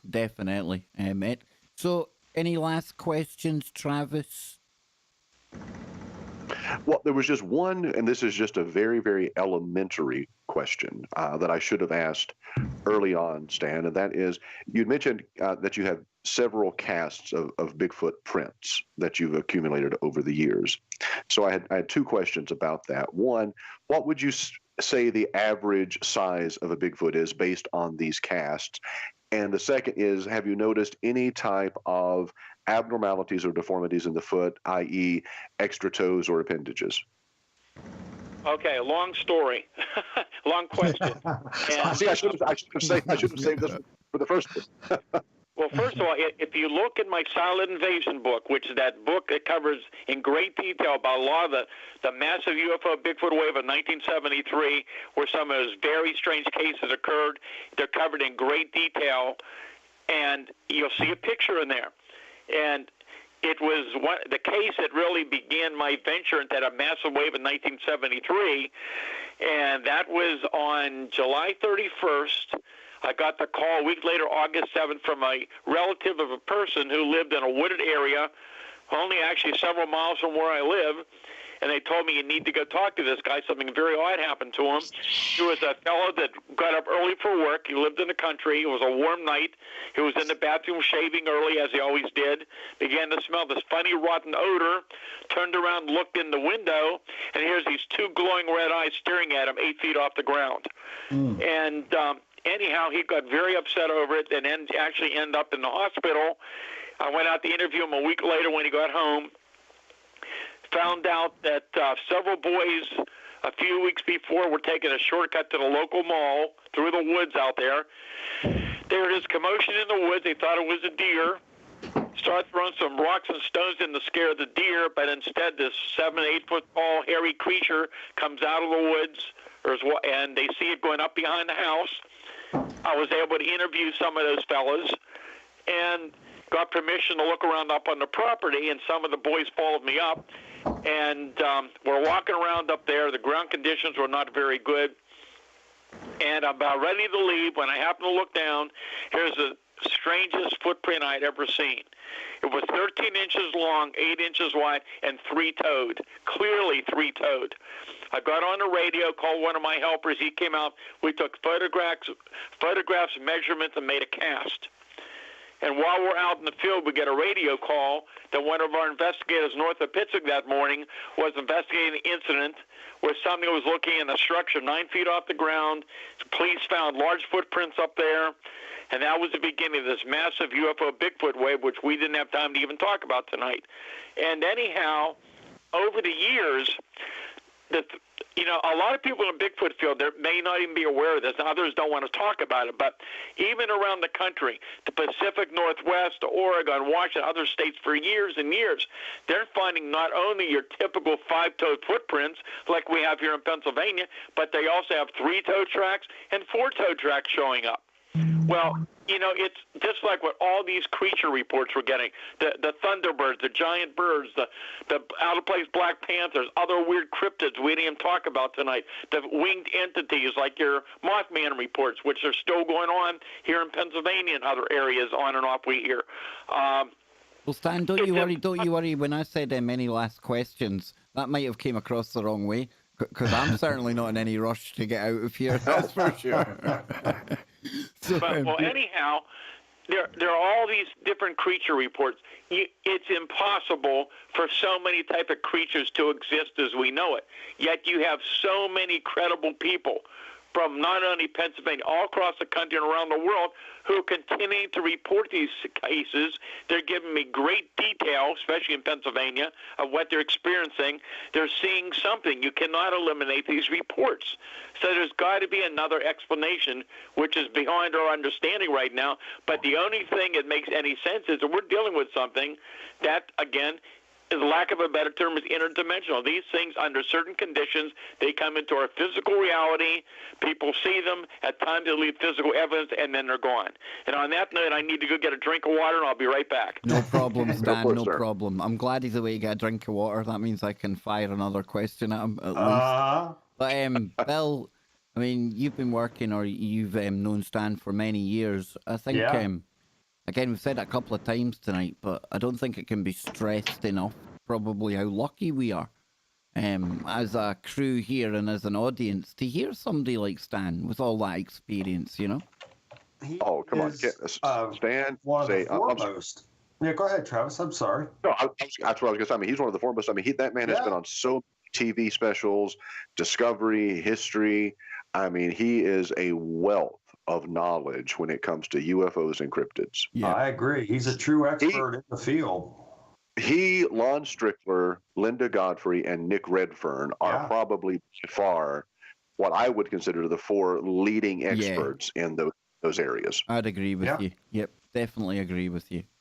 I just need Linda Godfrey. I just need Linda Godfrey to complete the set, and then I'll be happy. I can hang up the microphone. You'll get her, don't worry. Oh, she was actually meant to come on before, but it was not this Christmas, but last Christmas, and something happened, and we just lost touch. So it will happen in the near future. But Linda Godfrey, My promise is to get you Redfern and Godfrey this year. Well, It'll I've happen. had Redfern. He was meant to come on for 1 hour, but he stayed for 2 Yep. because we took him into some really good woo. So I'd love Nick to come back on. Like you say, I don't think I'd have chosen anyone different from you there, Travis. To be honest with you, you know, I'd throw in Richard Dolan with the UFO type stuff. He's Yes. somebody that's prolifically UFOs. reliable, and John Greenwald Jr. from the Black Vault. Yes. But when it comes down to sheer years of experience, I don't think anybody can stand alongside of Stan. No. When it comes to the years invested, you know, when you're talking 62 years in the field, I mean, there's no one else out there that I know of that has that type of track record. There'll be stories that people have heard that we've told. I've probably covered stories as well that, unbeknown to me, Stan's probably been there researching them. You know, he's probably been one of the people working on these more famous cases over the years. And Stan, are you back with us now, sir? Yes, I am. I'm here. I was going to ask you then, you mentioned something in there, and we've not really pursued this. I've heard you mention it a couple of times. But the Thunderbirds, I read stories about people seeing things that look like pterodactyls as well. And, of course, we're still in the midst of an ongoing flying humanoid spate of sightings around O'Hare, Chicago type area. LA? Yeah, so what's happening in the air? What's happening above our heads in the skies when it comes to cryptids and these strange big birds, Stan? Well, they're very intriguing. I've investigated multitudes of Thunderbird sightings for years and years in Pennsylvania, and they're quite interesting. And it's, again, another complicated phenomena. And talked to multitudes of people, again, all walks of life, educated people. Talked to one person who was basically a bird expert, a bird watcher, and he saw one in daylight. And he said, I waited for 3 days to call you. He said, because I couldn't believe I saw what I saw. He said, I know birds. It's my life's work. He said, I went through all my books trying to figure it out. And he said, when I saw this thing in daylight, he said, I thought it was a piper cub beginning to drop low till it began to flap its wings. And then I realized what I was seeing. And you hear this from so many different people. But in a lot of cases, the Thunderbirds, some people describe to me as like huge, overgrown, dark turkey vultures. But then they get stranger. Then you have another category where some people are describing something like a huge, leathery, featherless bat. And then you have these reports from credible people who swear they've seen something that's prehistoric, like a pterodactyl or a pterotorn. And I have very detailed accounts from people who've seen these things. And then you got some are more gargoyle-like. And then you have the winged humanoid reports. And, of course, I was very interested when all the Mothman reports were going on. And during that time, late 1960s, about 66, 67, I was hearing rumors that something similar was being seen around the Pittsburgh area.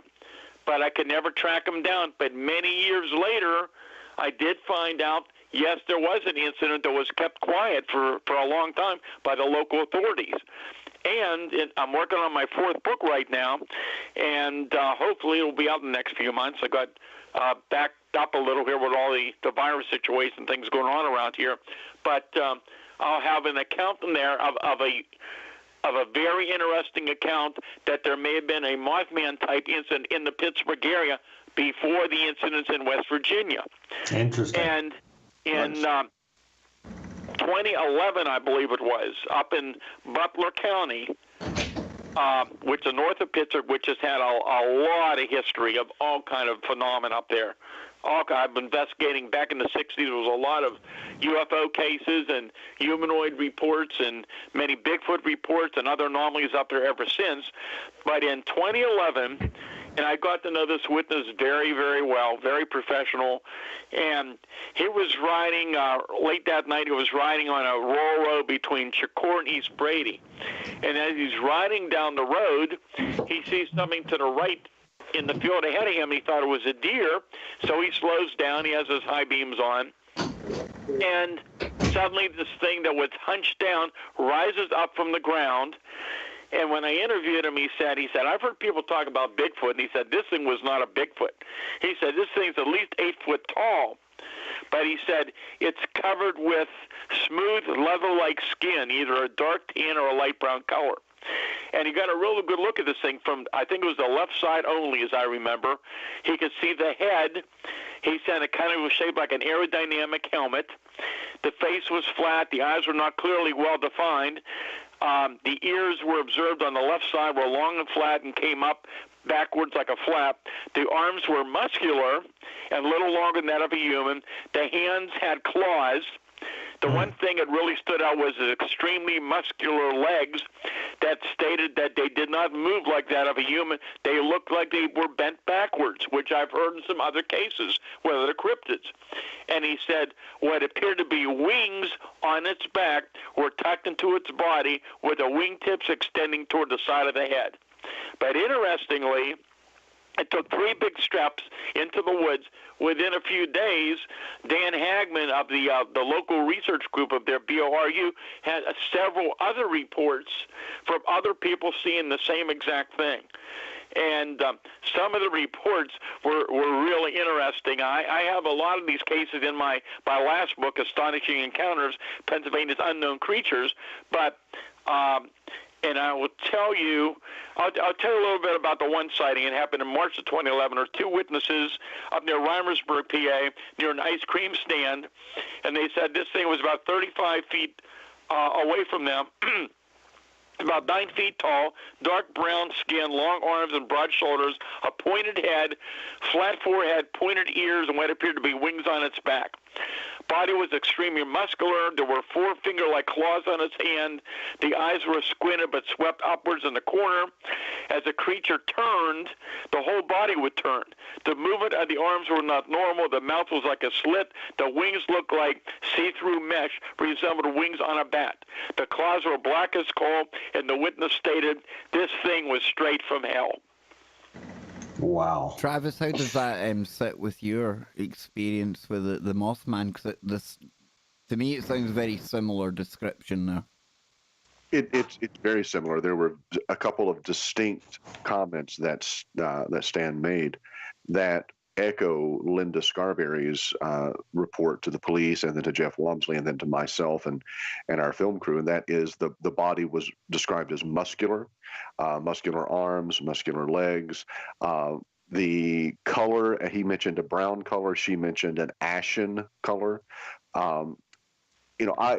Studying Mothman and working on that documentary film and continuing to do shows promoting the Mothman story, one of the things that I have loved to discover is, as Stan mentioned, there's talks of the Thunderbird, there's talks of the like you said, those that have seen something that resembles a pterodactyl, but all of the witnesses that I spoke to when I was researching the film and working on that project this was a humanoid. This was a male, 7 to 9 feet tall, muscular in build, and glowing red eyes. Now, interesting. We would always ask what if there were facial features. Was there a mouth? And no one could ever, that we talked to, ever defined a mouth or ears or anything like that. It was just always the focus on these eyes being red and glowing, and no one ever used the term that they felt like they were being possessed or that they felt like they were being controlled necessarily. But they always felt like they were being just drawn to this entity via those red eyes. So a lot of what Stan says really resonates with the research that I've done on Mothman over the past, this is going on 18 years now. It's just amazing. It really is. And we could talk with him all night, that's for sure. And Stan, I hope you'll come back with us when you're ready to get the book released, because we'll cover, whatever you want to cover pertaining to that book and anything else. You have an open invitation to come back with us anytime. I appreciate that, and I want to let the listeners know they can keep checking my website. There's a very good report on there from a lot of the strange case that happened last year in Pennsylvania. So it's stangordon.info. They can email me, which is also on the website, at paufo@comcast.net, or they can actually call me at 838-7768. My books are available. The easiest way to get them, fast way, is through Amazon.com or BarnesandNoble.com. The Silent Invasion book, Silent Invasion, Pennsylvania's, try that again. Silent Invasion, the Pennsylvania UFO Bigfoot case book, goes into great detail about the strange case of the 70s. My first book, Really Mysterious Pennsylvania, has many very detailed accounts where people were physically very close to UFOs, Bigfoot, Thunderbirds, and other cryptids. And the latest book is Astonishing Encounters, Pennsylvania's Unknown Creatures, which has some amazing cryptid encounters, and there's things in there most people never heard of before. Can't wait for you to come back on to talk about some of that. Yeah, a great website as well, Stan. For anyone out there, stangordon.info. That's stangordon.info. I was over there today. Great website, really fast. Loving it. And I hope people check out some of your old books, and I can't wait. I cannot wait to get my hands on a... I hope I can get a signed copy from you, Stan. I'd absolutely, it'd be an honor when the new book comes out, and we would love to have you back on then. Well, I'll be glad to come back on. Again, I'm hopeful we'll be out in the next few months, so we'll just have to wait and see what's in the plan. But at some point, we'll get it out there. Fingers crossed. I'll keep in touch with you. Yeah, and we'll keep in touch, and you just let me know what the progress is, and then maybe we'll set a date for you to come back.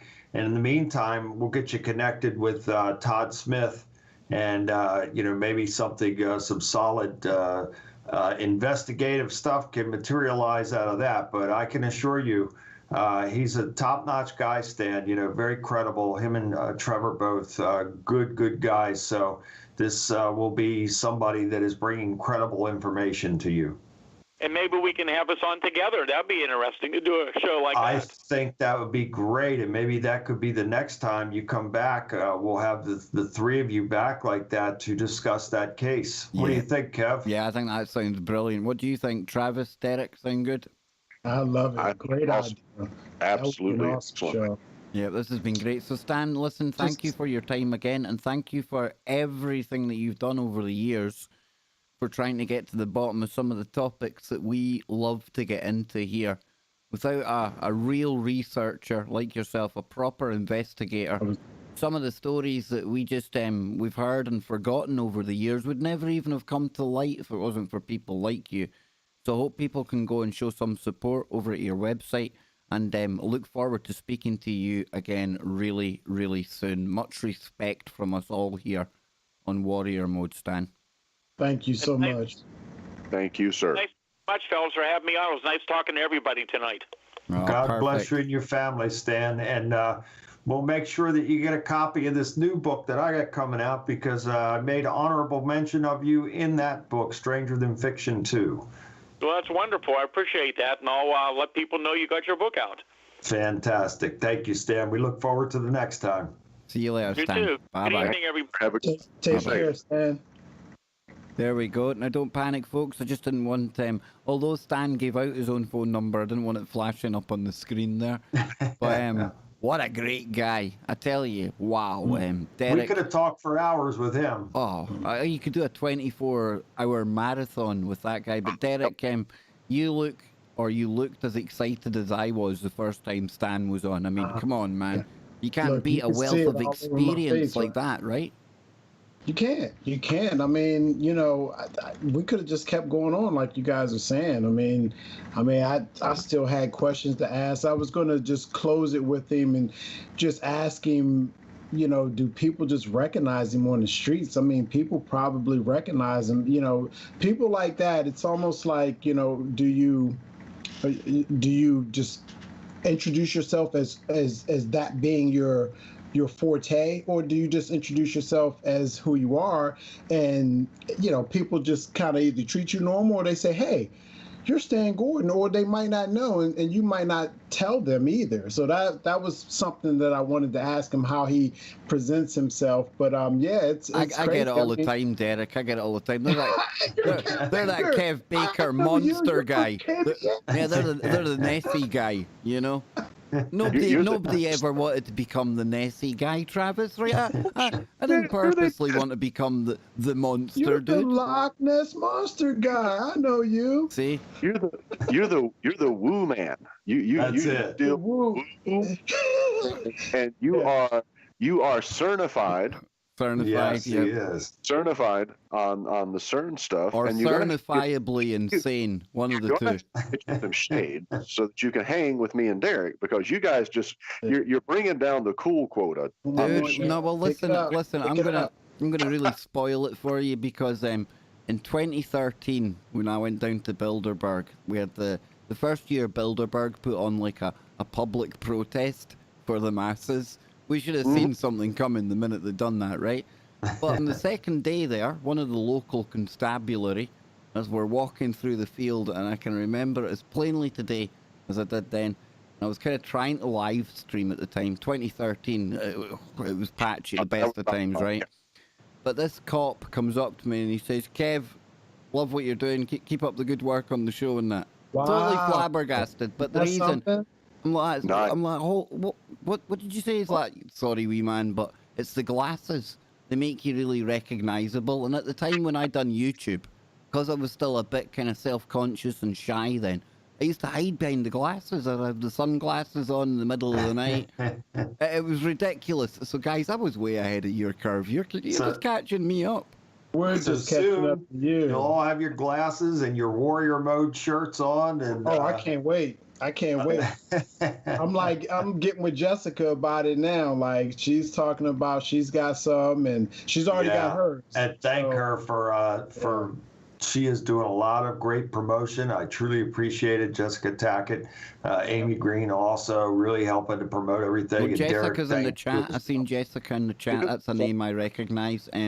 A shout out to Mercedes as well. She's going to be coming on the Kev Baker show very, very soon. Fantastic. Yeah, we've got a lot. there tomorrow. I can't wait. I can't wait. It's going to be a good show, Kev. Yes, I'll be interviewing you the first hour, and I've got a funny feeling you're going to end up interrogating me. I can just tell you've got that look in your eye, man. I'm ready. You've got that look in your eye, but no, Bill, let the audience know. You kind of dropped that out there without really telling anyone that they too can really get into warrior mode if they want to, right? Because we've got our own warrior mode kind of battle armor now. Absolutely. And it's something that I've been talking about for years, and I just get so busy. Yeah, Travis can tell you. I mean, years ago. He and I have been trying to get this off the ground forever. Yeah. And finally, the opportunity has come, and I'm really happy that not only is this great book getting ready to come out, which it'll be out on the 18th, and I'm going to launch the book on Coast to Coast, and so that will be Thursday night the 18th / Friday morning the 19th, depending on where you are in the world or America. And so the book will be out next week, and we have made available now these awesome Warrior Mode T-shirts. You can get them in short sleeve or long sleeve, white with an angel or a lion, or black with an angel or a lion. And we have the ladies' tees, the V-necks as well. So I'm really, really excited about that, and I'm glad that we have the opportunity now to be able to get these things out. And boy, I'll tell you guys, I've gotten a lot of interest already, a lot of sales, but a lot of interest from people that, are seeing the shirts and going, wow, I'd like to have one of those. Bill, can I show people the one that I came up with, the quirky little... This is the Kev Baker version. I think this will catch on. I can see this being a popular one. I can believe that, Well, I'll make it a little bit smaller there. There you go, folks. Yes. There you go. Response team. Warrior mode response team. Yeah. I think that looks pretty cool. Yeah. I think it's fantastic. I think you did a great job. I had other contributors. The lion on the shirt there comes from a banner that Mara Geist had, another very dear friend of mine, had designed as an original when, Travis and I had first talked about this, and Mara and I talked about it, Derek and I talked about it. And so Mara had a design on the lion, and then Annette Munich designed the latest version of the lion, and then Jeff Leeper designed that Warrior Angel, and now Kev Baker is putting all of it together. So Yep. it's been a collaborative effort, and I thank everybody that has been involved in this, in putting this together, and finally making this a reality that we can have these shirts out there available for anybody that wishes to get one. And so it's really a win-win here. So we've got a brand new book, Stranger Than Fiction Part 2, coming out.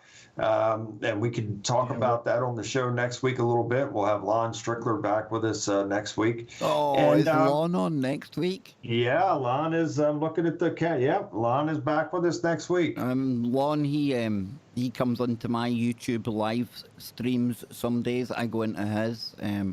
He's one of the few channels that I'm really happy to be working with on YouTube. Yeah. It would be great if everyone was a happy community over there, but folks, it's not all that, and it's really hard to find people you can trust.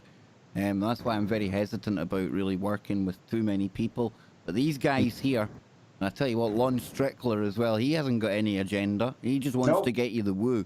And he's like Stan. He goes out, he's boots on the ground. You know, it's not just somebody like me reading headlines. And hey, listen, I'm not knocking what I do. That's what I do. I host a show, but Lon, he goes out, he gets out there and he gets in about it. And again, I give him every bit of respect that Stan Gordon gets, by the way. Every bit. Definitely one of the good guys. These guys take the scientific approach, and the they're really serious, thorough investigators. Plus, Lon has got one of the best black books of guests I've ever known. So if we speak really nicely to him next week, guys, you never know. You just never know. Travis likes the way I think, and Travis, our friend's going to be coming back on the Kev Baker show soon, right? We're going to be on, me, you, and Tia at some point. Wants to come on the Kev Baker show. She called me this week and she said she would love to be back on. So I told her I would make that happen. Going to work on Nick Redfern. Going to work on Linda Godfrey for the show. We'll get those back on. And tonight was a great show. These shows just every week just gets better and better. We say that every week. Sorry for hogging the mic. I hogged the mic. I hogged the mic a lot tonight. I apologize, gentlemen. Everybody flowed together perfectly. Yeah, and it's the first time we're standing on the show, and that happens. I mean, there's just so much information. When you look at the fact that man has been researching this phenomena for 62 years. That's mind-bending, man. Let's just put that into perspective with Bigfoot. I mean, the Bigfoot sightings, yes, there have been countless of them, but when you think about the Patterson tape, that was 68. He was researching Bigfoot 68 would make it 10. He was been researching cryptids 10 years before that film ever was published. When you look at UFOs, Roswell was 47. Yeah. Wow.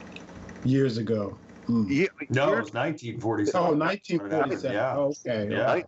Yeah, I do want to point out, Kev, once again, you are still the youngest because Derek, he's 46, so that means it's Bill and then Derek and then me. Travis, I was too scared to ask. I was too scared. I was just going to live in a fictive reality and not ask and kid myself on if he was younger, but that relieves me. It really does. Yeah. Yeah, totally. He was just hovering around the year I was born. He was talking about an account and putting it in the sense of, I don't know if you guys remember, in February of 1974. Heck, I wasn't even born until December of that year. I know, of course, I don't remember. And I'm sorry, guys, but I do remember when he's talking about 73 and 74. Yeah, they don't call Bill Bean Peter Pan for nothing. He's drinking from the fountain of youth, that man. I'm telling you, Bill, you are. Did you see the young YouTube videos of him in his first couple books? Oh, my goodness. He looks all young. He talks the same way, and he's got that strong presence, and he's just like, and he's talking to interviewers. It's amazing. Like, stuff just keeps popping up on YouTube about this guy. That was such a long time ago. Jeez. And I would say, keep the facial hair, Bill. You don't need the baby face, because then you would look younger than all of us if you didn't have the facial hair. Exactly. There's some days I feel like I'm 80. I just did the math. Stan has been doing this research since 1957. Wow, that's the year my mum was born. 1957. That's ancient, and I know she's listening right now. Sorry, She'll be Oh raging. no! Why'd you do that, Kev? Because I know I've got to play Scrabble with her. Even though it's the middle of the night in Scotland, I've tricked her body clock into East Coast time now. So she is she just loves the woo. She loves it when we get into these topics. But bless her. don't worry, Well, she'll get me parents are back. Yep, your parents the same, Travis? We've started having, really open conversations and discussions about the topics that we have here, and they get really interested in it. But, that means that he was researching this stuff 10 years after the UFO crash in Roswell and 11 years before the Patterson tape of the Bigfoot sighting. So, that is where he falls in the timeline of searching the paranormal and the supernatural. And for Been people around a out long there, time. if this is your first warrior mode, go and check out the other episodes with Stan in particular. The Kecksburg UFO incident, that's been covered ad nauseum on the TV. It's been everywhere, right? But Stan was somebody that was there.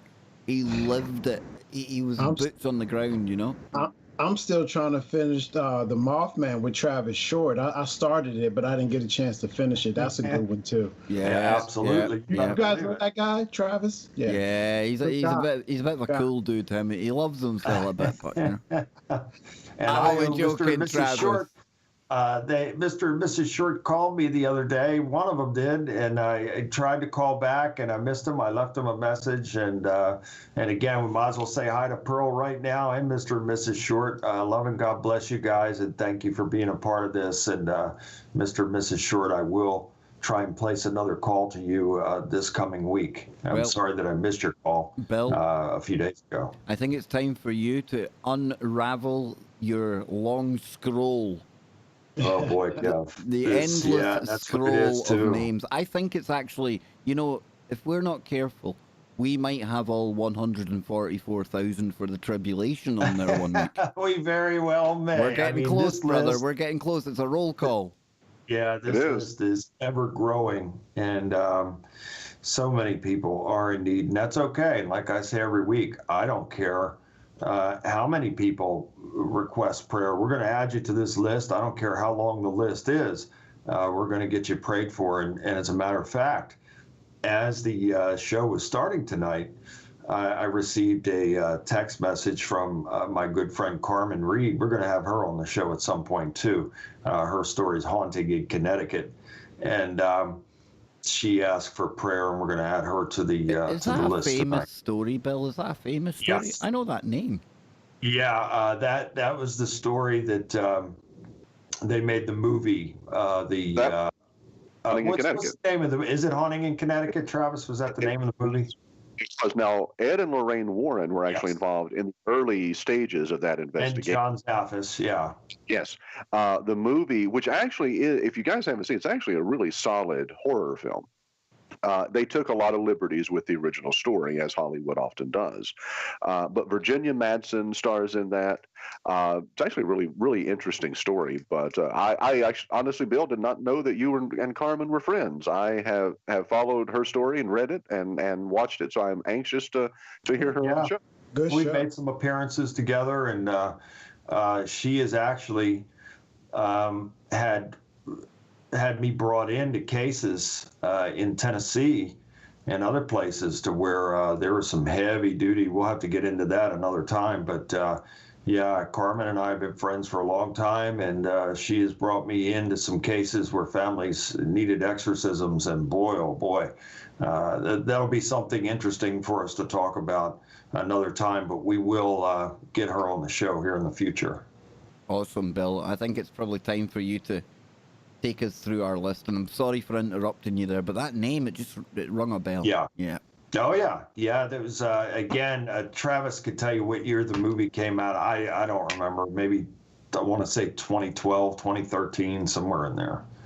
I want to say a little bit early. I want to say a little bit earlier, but you could be right. Yeah. I'm not sure.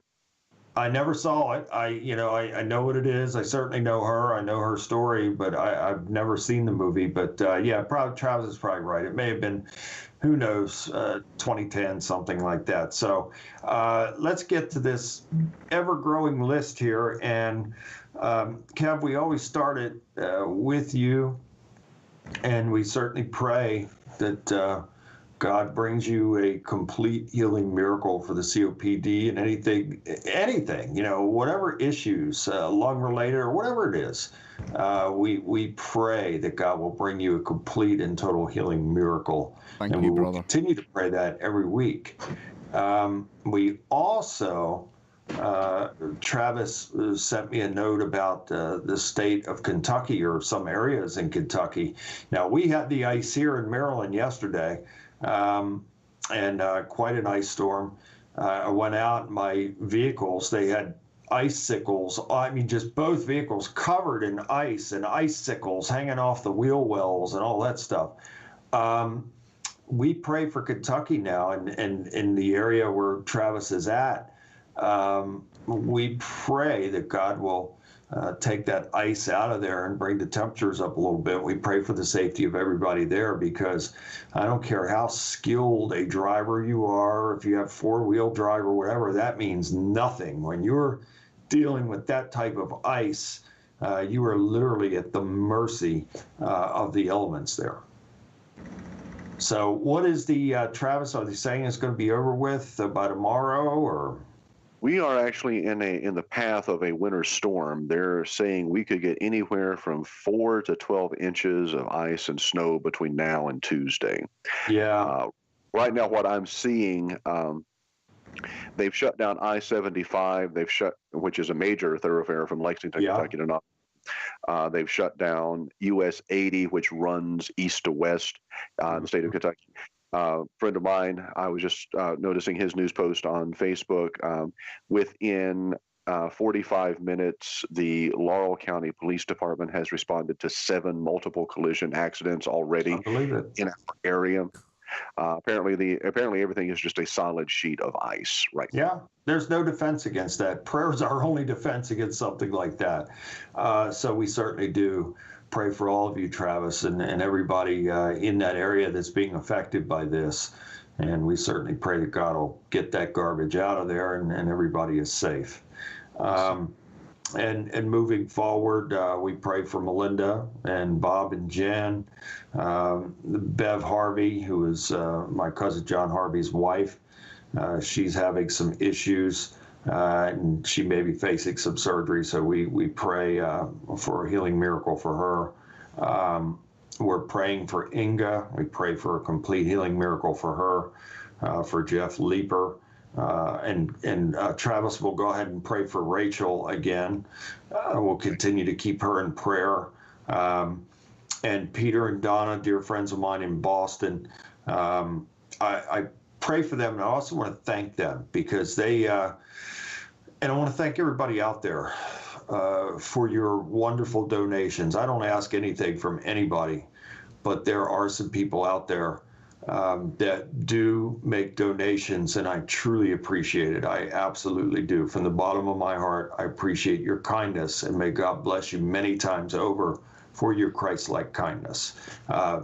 Peter and Donna did send a significant donation to me recently, and Peter also made a great video about my story, and he posted on YouTube. So I really thank them both for that. I appreciate it. And Travis will continue to pray for Tanya Charlton and her family as well. She's really been through some hard times by what Travis has described. And we'll continue to keep them in prayer. Praying for Frank Hutchinson and Donna Dennis and Linda Blackman, who's had a really rough year, suffered a devastating loss of her best friend. And we pray for Sylvia and Rachel Gecko and Tina Marie. Tina is going in for surgery on Tuesday. And we pray that God will absolutely take that cancerous tumor out and off and away from her, and bless her with a complete healing miracle. We also pray for Tina's mother, Polly Brewster, who's a regular part of the show, and we'll continue to pray for her, and Margie Rayner, and Valentina, and Jade, and Alice Buck, who's another lady that made a substantial donation to my ministry, and I thank you for that, Alice. I pray for her and her family. Carmen Reed, we are praying for, she has a couple of areas that she's having physical ailments. We pray for her, a complete healing miracle for her. Nancy Heacock, Serenity Moore, Rebecca Barker and her grandmother, Joe Moyer, who's had some recent surgery, Deborah Walker, Terry Kay and Taylor Kay, Deborah Denise and her family, Ken Fields, Walt Lohman, the Bergstrom family, the Nuno family, two dear families that I love, both in the Chicago area, just wonderful people. Steve Wolf, Sandra Pulsifer, Kathy Smith and her family, Virgil Chick and his wife. Virgil is in Virginia, has recently had heart attacks, and he also recently sent me a large check, a donation, and Virgil, I truly appreciate it. May God bless you many times over for that. I truly appreciate it. Josh and Kara, Dave and Shar, Regina and her family, Scott Kolex, Johnny Johnson, Kathy and her family, David and Rachel, Frank Sherrill and Faith and their family, Dr. Rudolph Garza and Mary, Roxanne Powers, Jim Marinos, Bart Carlucci, Todd Smith, Trevor Essman, love all of them dearly, great people, Jerry Swartz, another very good close friend, Sharon Vince, Sue Beckner and her daughter Stacy, and their family. May God continue to bless them, and I pray for healing miracles for them as well. Marisol Vasquez, Dawn Morano, and her children and her boyfriend, who is not doing well. He's got COVID, and he is in intensive care, and we pray for a healing miracle for him. Hoss, Frona Henson, Heather Sanchez, James Woodward, Rhonda Brown, Rhonda Smith, Audrahan, Jan Woodward and her family, Casey Kern and her family, Mario Mithril, Michael M. Pease, Helen Carr, Charlene, Kim Stein, Alyssa Coliano, Dolores Spina, Mercedes Lucky Benedict, who will be appearing on the Kev Baker Show soon, Anthony Adina Holmes, Kimberly and Brianna Othman, George Brooks, Jim Kelly, Rudy and Louise, Summer Eastwood, Vincent Mack, Kevin Crum, Karen Matz, Tia Bell, who will also be coming back with Travis on the Kev Baker Show, Gloria Ann Smith, Ernest DeFault, Randall Cooksey, Dana Valentine and her mom, Heather Smith, Tanya McCullough and her family, Wayne Beck, Tom Walker DeJarlis, Kelsey Lavalley, Sandy Pace, Brad and Grace Shaw, Chester Holland, Chester Ray Holland, Vernie Holland, Whitney Best, Lisa Best, Roy and Elva Johnson, Alex Mosley, Linda Combs, Brock Duncan, Sandy Mullins, Nellie Collier Labhart, Deb Hoffman, Julianne Schneider and Brett Sutton, Carolyn Spencer, Kat Young, who is battling for her life right now.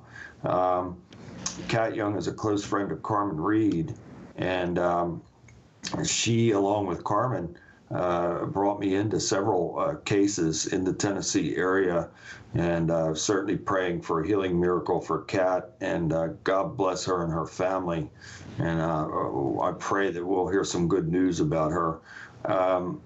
Terry Todd and his family, John Tarrin, Jim and Anita Harlow and their family, Jim Drysdale, Felicia Sloan, Gary Huff, Frank Smith and his family, Tina Foster, Macy Artrip, Robert Watts, Mark and Laurie Vault, Wade Hudgens, Dave Stevenson, Chris Weddle, Sherry Webb, Ingrid and her family, Christopher Lang, Deborah Jacques Shea, Gloria Whittington Saloki, Dinah Grupp Salander, Candy Sexton Sloan, Frank Bodek, Chris Cederstern, Amber, and Kirsten Kingsley. And Frank, I also want to thank you for your wonderful donation. Frank Bodek recently sent a donation to my ministry as well. Thank you, my brother. God bless you.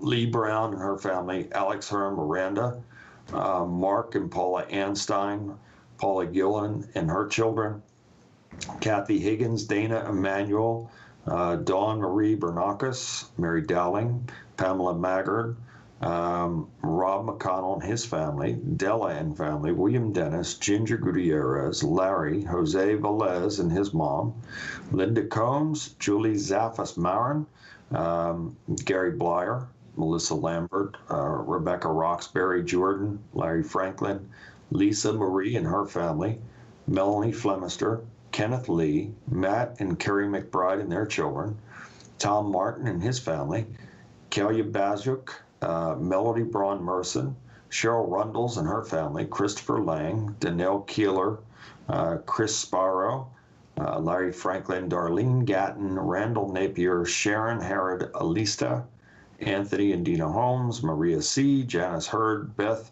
Wojcicki, Matt Kimberly, Linda Balk, Celeste Klatt, Chase Williams, Jordan Bell Shields, Otis and Valerie Shields, Devorah Byer, Lydia, Chase, her son. We're continuing to pray for his complete healing. Linda Byer, Dana Valentine, Janet Valentine, Mary Strickland, Henry and Casey in East Tennessee, Virginia Logan, Jajran Powell, Joseph Sasanti, Jen F., Kenny and Angie, Geraldine Mitchell, Ann Perez, Danielle Keeler, Tracy Gold, Carl Johnson, who is also, Carl is an investigator, demonologist there in New England, and is a friend of mine. He and his brother Keith are prominent investigators. Keith and his wife Sandra Johnson, they're prominent investigators, demonologists in the New England area. And Carl, I've gotten prayer requests for him that he is hospitalized and not doing well. He has COVID, and we certainly pray for a healing miracle for him. Lisa Kirk, Jennifer Carpenter and her family, Jennifer has suffered recent losses of family members. Her stepfather passed from COVID. Lisa Marie Daniel and Katie Smith, Rose Smith, Annalise Smith, Casey Smith, Lacey Adams, Ray Mossy, Velma Matthias, Sheila Joyce, Kenny and Dawn, Chris Shee, Stephanie Baker, Celeste Hogan, Shane Pittman, one of the stars of the Holzer Files series, recently lost his dad, and may God bless and comfort Shane and his family. And Dave Schrader, the other stars, 3 stars of the show, and we have 2 of them there back to back. Dave Schrader's still recovering from surgery. Another very good friend of mine, Tim Yancey, down in Florida, is going through a lot of health things. Another close friend of mine, Keith Age in Louisville.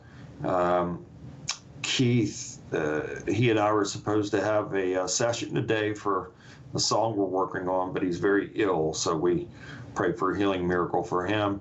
And lastly, professional wrestling legend, superstar Billy Graham, will continue to pray for his complete and total healing. We've got some Lewis in the chat as well. Lewis Tra. He's got Lewis, we pray. Yeah, Lewis, we pray for you. Yeah. And he's in back pain, Kev? Yeah, that's what I think I read there. Yeah. Yeah, we pray for you as well, brother. May God bless you with a complete and total healing miracle in Jesus' name. We got a few happy birthdays. Little baby Stella, we wish her a happy 4th birthday. My nephew Jeff Tolson, Keith Age, it is his birthday today, and unfortunately he is not feeling well. And Sue Beckner, it is her birthday tomorrow. So happy birthday to all. And now we'll get to our final prayer and blessing. And I again thank all of you for hanging in with us. And it's been a great show, and we certainly look forward to it every week. And we'll have another great show again next week. So for right now, I want you guys just to close your eyes and focus on whatever the problem is, whether it is something current or something that's been with you for a long time, whatever it may be, focus on it. And if you feel that this problem is too big for what we're going to do now, then don't hesitate to contact me. And you can contact me directly through the website, BillJBean.com, and we'll get you taken care of. So right now, Close your eyes and just focus on whatever the problem is. And while you're doing that, I'm going to pray. Our Father who art in heaven, hallowed be thy name. Thy kingdom come, thy will be done on earth as it is done in heaven. And give us this day our daily bread, and forgive us our trespasses as we forgive those who trespass against us. And lead us not into temptation, but deliver us from evil. For thine is the kingdom and the power and the glory forevermore. Glory, hallelujah. Now, focus. And I want you to see giant warrior angels surrounding you, each and every one of you. And by the power of God, I want you to see them literally reaching and grabbing and taking into custody whatever that situation is, whatever it is. And may they carry it off far away from you. And by the mighty power of Yahweh and his mighty and holy name, in Jesus' name, I bind and break the power over Satan and all his demons, all of his fallen angels, all of his unclean spirits, all of his demonic powers and principalities, all of his strongholds, attachments, legal rights. All curses, hexes, vexes, and spells, and anything and everything that the devil has built over anybody that's participating in this with us right now. By the mighty power of Yahweh and his mighty and holy name, in Jesus' name, I bind and rebuke it and cast it out and off and away from everyone that is participating with us in this right now. And I ask you, Father, that you have your giant warrior angels take every bit of it into custody off of every single person that is participating. And may your angels carry that garbage off and deposit it back into the pits of hell where it belongs. Now I want everybody to take a deep breath in and exhale and push it out really hard. And by the mighty power of Yahweh and his mighty and holy name, in Jesus' name, I declare you to be blessed, sealed, sanctified, purified, cleansed, and made holy before the Most High God. Peace is upon every one of you, and peace shall remain forevermore, in Jesus' name. That'll wrap it up for another week, and boy, the shows just keep getting better and better, and we certainly look forward to next week. Absolutely. And the audience there, you can see another one of the lovely designs that Bill's got. No, I'm not. That wasn't me. Before people think I'm being very egotistic or narcissistic, this wasn't my art. This is somebody else's. Yeah, that's Annette. Annette Munich, and I thank her for it. Annette Munich from Stellium Books. She is. It is her company that publishes my books, and it will be Annette and her company again that is coming out with Stranger Than Fiction 2 next week. Warrior mode, folks. I'm telling you, we are getting you ready week after week. It's like spiritual boot camp around here. You might not realize it, but we're putting you into the mode that you need to be in for these tough times ahead. And Travis, me and you, the drill instructors of spiritual boot camp. Who knew? I know, right? Who We're just knew? going to keep this guy in line. Yep. Guys, this has been another brilliant show today. It really, really has. We keep raising the bar every week. I sometimes wonder if we're going to be victims of our own woo. We just keep getting better and better. We're eventually going to, we're going to be struggling to keep this up, folks. No, we won't, because we've got all of you out there as well. And together, because we're stronger together, we stand in warrior mode. Faith, Yes. strength, and courage. And that there, along with the team that you've got around you, the team we've got here, will all look out for each other in these most interesting of times. Until next week, good night, God bless, and keep it warrior mode.